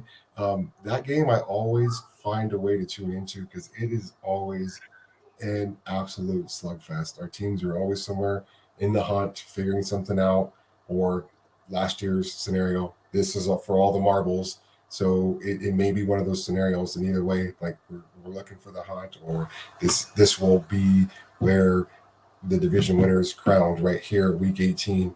That one, whoever you feel, you're going to take home court and say your guys are going to win, and I'm going to say the same thing. Hopefully, we figure something out, and we have to gut one out because it's basically it's going to be like resetting your season with the new year. We lost one. Let's at least go 1-1 in the new year in 2022 and get a win against a division foe. But there is, you guys' fan base. I mean, it could be -20, and it's going to be as capacity to whatever capacity is. It's going to be capacity. Yeah, it's going to be crazy in Philadelphia. Week 18, the first ever Week 18 in the NFL in Philadelphia. So yeah, it's going to be insane. Victory said Dallas will end the season with a loss. I think we're both agreeing with you, Vic. I think so too. We both have us splitting the series this year between our two teams, and it looks like you have them have an overall record. You have them at 10-7. I have them at 9-8. So yeah, you guys could easily be in the contention for the division. If you guys get 10 wins, I think you might be easily at the top of the division. If not, I see us being right around that 8 to 10 win team this year as well. So we're either going to be in contention for the division with you, right up there with you guys, or we're going to be in the fight for hopefully a wild card, and vice versa. It could be the same for you guys. So we'll see. It's going to be very interesting. Which doesn't speak ill of either team. Both teams have a lot of stuff to work on. Like I said, it's not the NFC West of just they have some powerhouses out there. You're like, what is going on over there? San Francisco played with half a team. So if they get their team back, it's a different story. Like I know people are like, well, we don't know what's going on with Frisco. They're going to play with the full team, and it's going to be back to the old days. Seattle does what they do. Yeah, the Rams, like you said, I agree with who said that on NFL Live today. I think it was Race Jones-Drew. I think, or maybe it was LaDainian Tomlinson. He thinks the Rams will be the NFC West winners, and I don't doubt it. You get better, prominent quarterback play from Matt Stafford, who has always been playing with one hand tied behind his back, and now he has a real crew, regardless of the bad running back situation with the whiz kid coach. It's going to be – they're going to be cooking. So Matt might be cooking in the kitchen and not just Russell. Yeah, I know what you mean, definitely. So, yeah, I mean, we've been going for almost 3 hours now, and I hear the little one getting a little whiny in the background. So I won't keep you too much longer, but this has been great. I appreciate you being on with me for so long. And I know we had the connection issue at first, but this has really, really worked out very well. And I'm glad that it has, because I wanted to ask you about your opinion on your guys' head coach. Do you really see him as the guy, the guy going forward for your franchise, being the solid head coach? Do you see that with his Super Bowl winning experience? I know, take that for what it is, but what are your thoughts on McCarthy? I feel like he was more like a bargain shop and buy. Like they may have crossed each other like in a conference. Jerry Jones heard him overhead or, in a conversation with somebody else, so they know each other from circles. They got in the cigar room and he made one or two mentions about still having a small itch, but I don't see him breathing fire the way he did in Green Bay. So he might give it a good go, but he's older. He already has a ring on his finger, so he's not quite as hungry as I hate to keep mentioning the NFC West, but you have some coaches out there that are still super hungry. Shanahan still wants something. Big Base definitely still wants something. He knocked at the doorstep. So there's still, both of them knocked at the doorstep. They still have something to prove. Mike McCarthy's a little bit older along with the two, and you've got big personalities, divas that you have to manage. Maybe it gets too much for him. He says, see you later. We're going to need a coach that can grow with these guys or restabilize these guys that come out of somewhere, but we really won't be able to get past. Random Anton, he's great, dude. I love that guy. We got to get somebody who actually will be tied to Stephen Jones. No matter what we do, as long as Jerry is the head or is the head chef, it's not going to cook great because he messed it up with his best asset, which was Jimmy Johnson. That should have been legacy. There's no reason that it didn't have to be, and he completely botched it up for ego, and he continues to do that one way or another. He overpaid Romo for whatever reason. I don't care if he freaking dates your freaking niece. It doesn't matter. Is he worth it? He gave you good years, but you don't have to overpay him. You did anyways. Held on to Jason Witten way too long, although he's a great locker room guy. McCarthy, if he can have a good synergy with Dak, maybe. But if he doesn't, it's not going to happen. Yeah.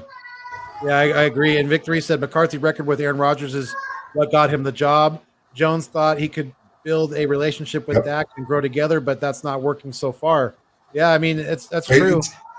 We have to give in consideration the weird chasm that COVID put on the NFL because it's year to year, connection to connection.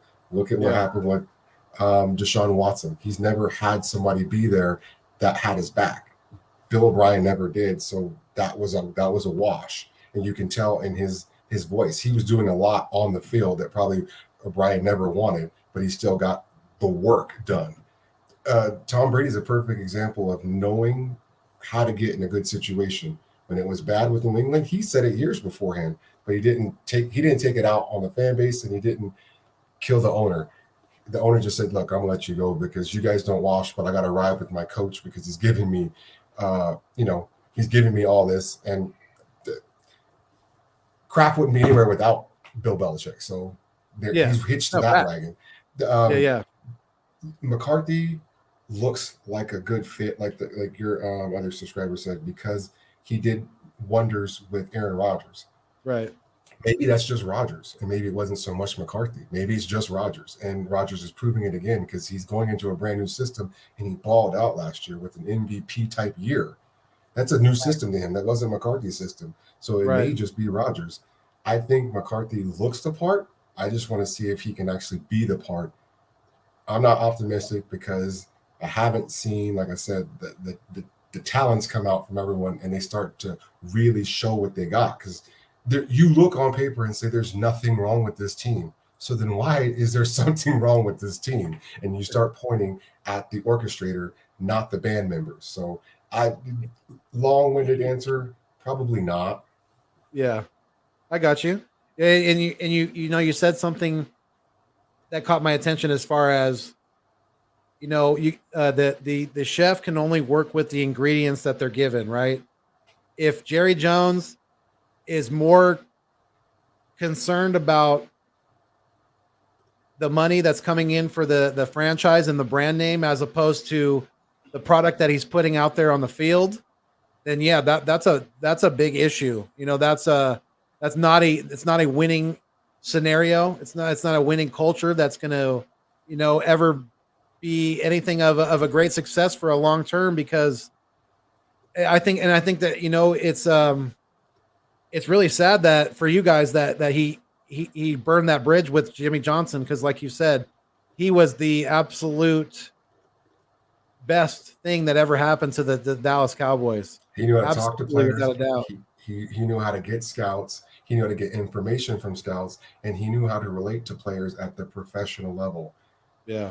Jason Garrett did that, but he always was too nice. So he got a lot out of a youngster named Dak because that's what Dak needed when he was young. He needed a babysitter. He needed someone to hold him. But then he jumped right out of his arms and played.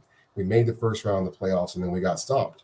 You got to get past that. And sometimes maybe you need a little bit of a stronger hand or someone who's going to hold them accountable with the given level of talent that they have. And there's just too much on the field for them to have excuses outside of it, because other people are working with less talent, having way more production. It's just mind-blowing that we can't get it together, because there is plenty. And I think most of your subscribers would agree. There's plenty on that team to go around. They just don't put it together. Yeah. And that's what I love about football. You could be as great as you want to, but the degrees of separation is so slight. You have to put it together too. And you've got to be willing to freaking, hey, when your nose gets bloody, go right back in there and make it happen.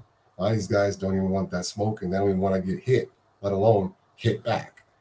And until we get a coach that reminds him, you've got to take a hit and give one back. Yeah. He'll probably always be middle of the road. And that is the plight of a Dallas Cowboy fan. Middle of the freaking road until they decide to actually use their talent. I think it was somewhat of a good thing in a way for Dak to come into the league with Jason Garrett as his coach. Being a former quarterback, I think that definitely helped Dak develop, and he did help groom Dak because of his experience. When you're a former quarterback, you're able to get in the mind of a player and things like that. And yeah, Jason Garrett didn't have a whole lot of success for the Dallas Cowboys, but I think I give him a lot of credit for the development of Dak. Becoming out of being a later round pick. You guys weren't expecting him to jump in and take Tony Romo's spot that quickly, but he did, and he's done pretty good. I mean, he's been pretty damn consistent over the years. Yeah, he showed improved, and he was ready. He answered the bell, as they say, when he had his time. Yeah, for sure. Victory said Jerry Jones should have jumped at the chance to get Ron Rivera. Agreed. Hey, your lips to freaking God's ears. I'm telling you, when he was free, I was like, this would work. This would totally work. You have people that would eat up his gospel, but yet I don't think Jerry ever really, he says it, but he never really wants a strong personality. He wants someone that he can, at the end of the day, push around ever so slightly to the level of his comfort versus the coach saying, here's a dead stop. Either you let me do what I need to do with these men or I'm out. Yeah. And I think Jimmy Johnson was willing to say that straight to his face because he knows him from when they played ball. And he said, I'm here for this job. If you don't want me, bye. Exactly. I know how to bring in talent. I know how to draft talent. And if you're not willing to recognize that, then see ya. Yeah. I'll go be a studio analyst for the rest of my days, and I'll be plenty happy with that. So yeah, I don't blame him. I don't blame him at all. Cause when you are successful, highly successful at what you do, and then, your boss turns around and just kind of slaps you in the face in a way, then yeah, I'm good. When I know when I'm not wanted, and I'm good. Deuces. I've had that happen, and yeah, it's a hard pill to swallow, but it gives you character when you say, look, I gotta go. Like, yeah. If it's not, it's me. It's not you. I'm gone. And Vic, you might. I mean, hey, that I hate to think that's the case, but I mean, there's a kind of a point there. I mean, how many guys of a different race has Jerry Jones has as his coach? I don't remember any.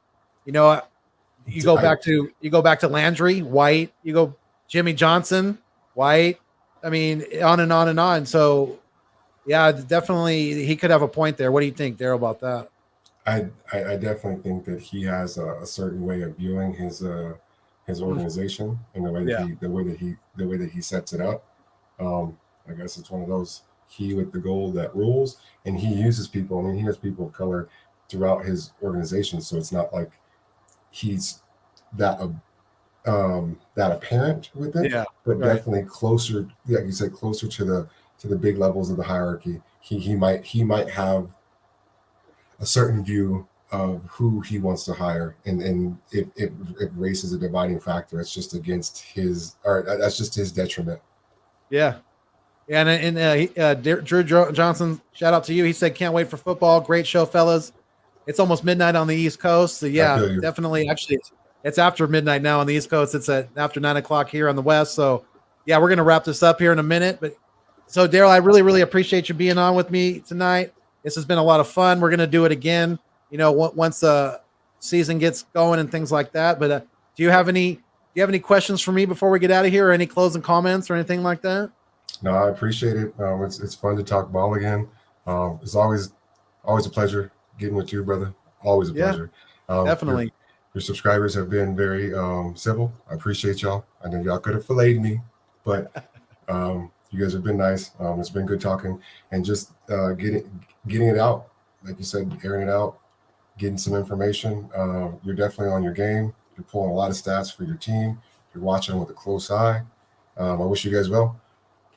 This is what the fun's about. And that's why you see players, high fiving, dapping the players they just went to war with.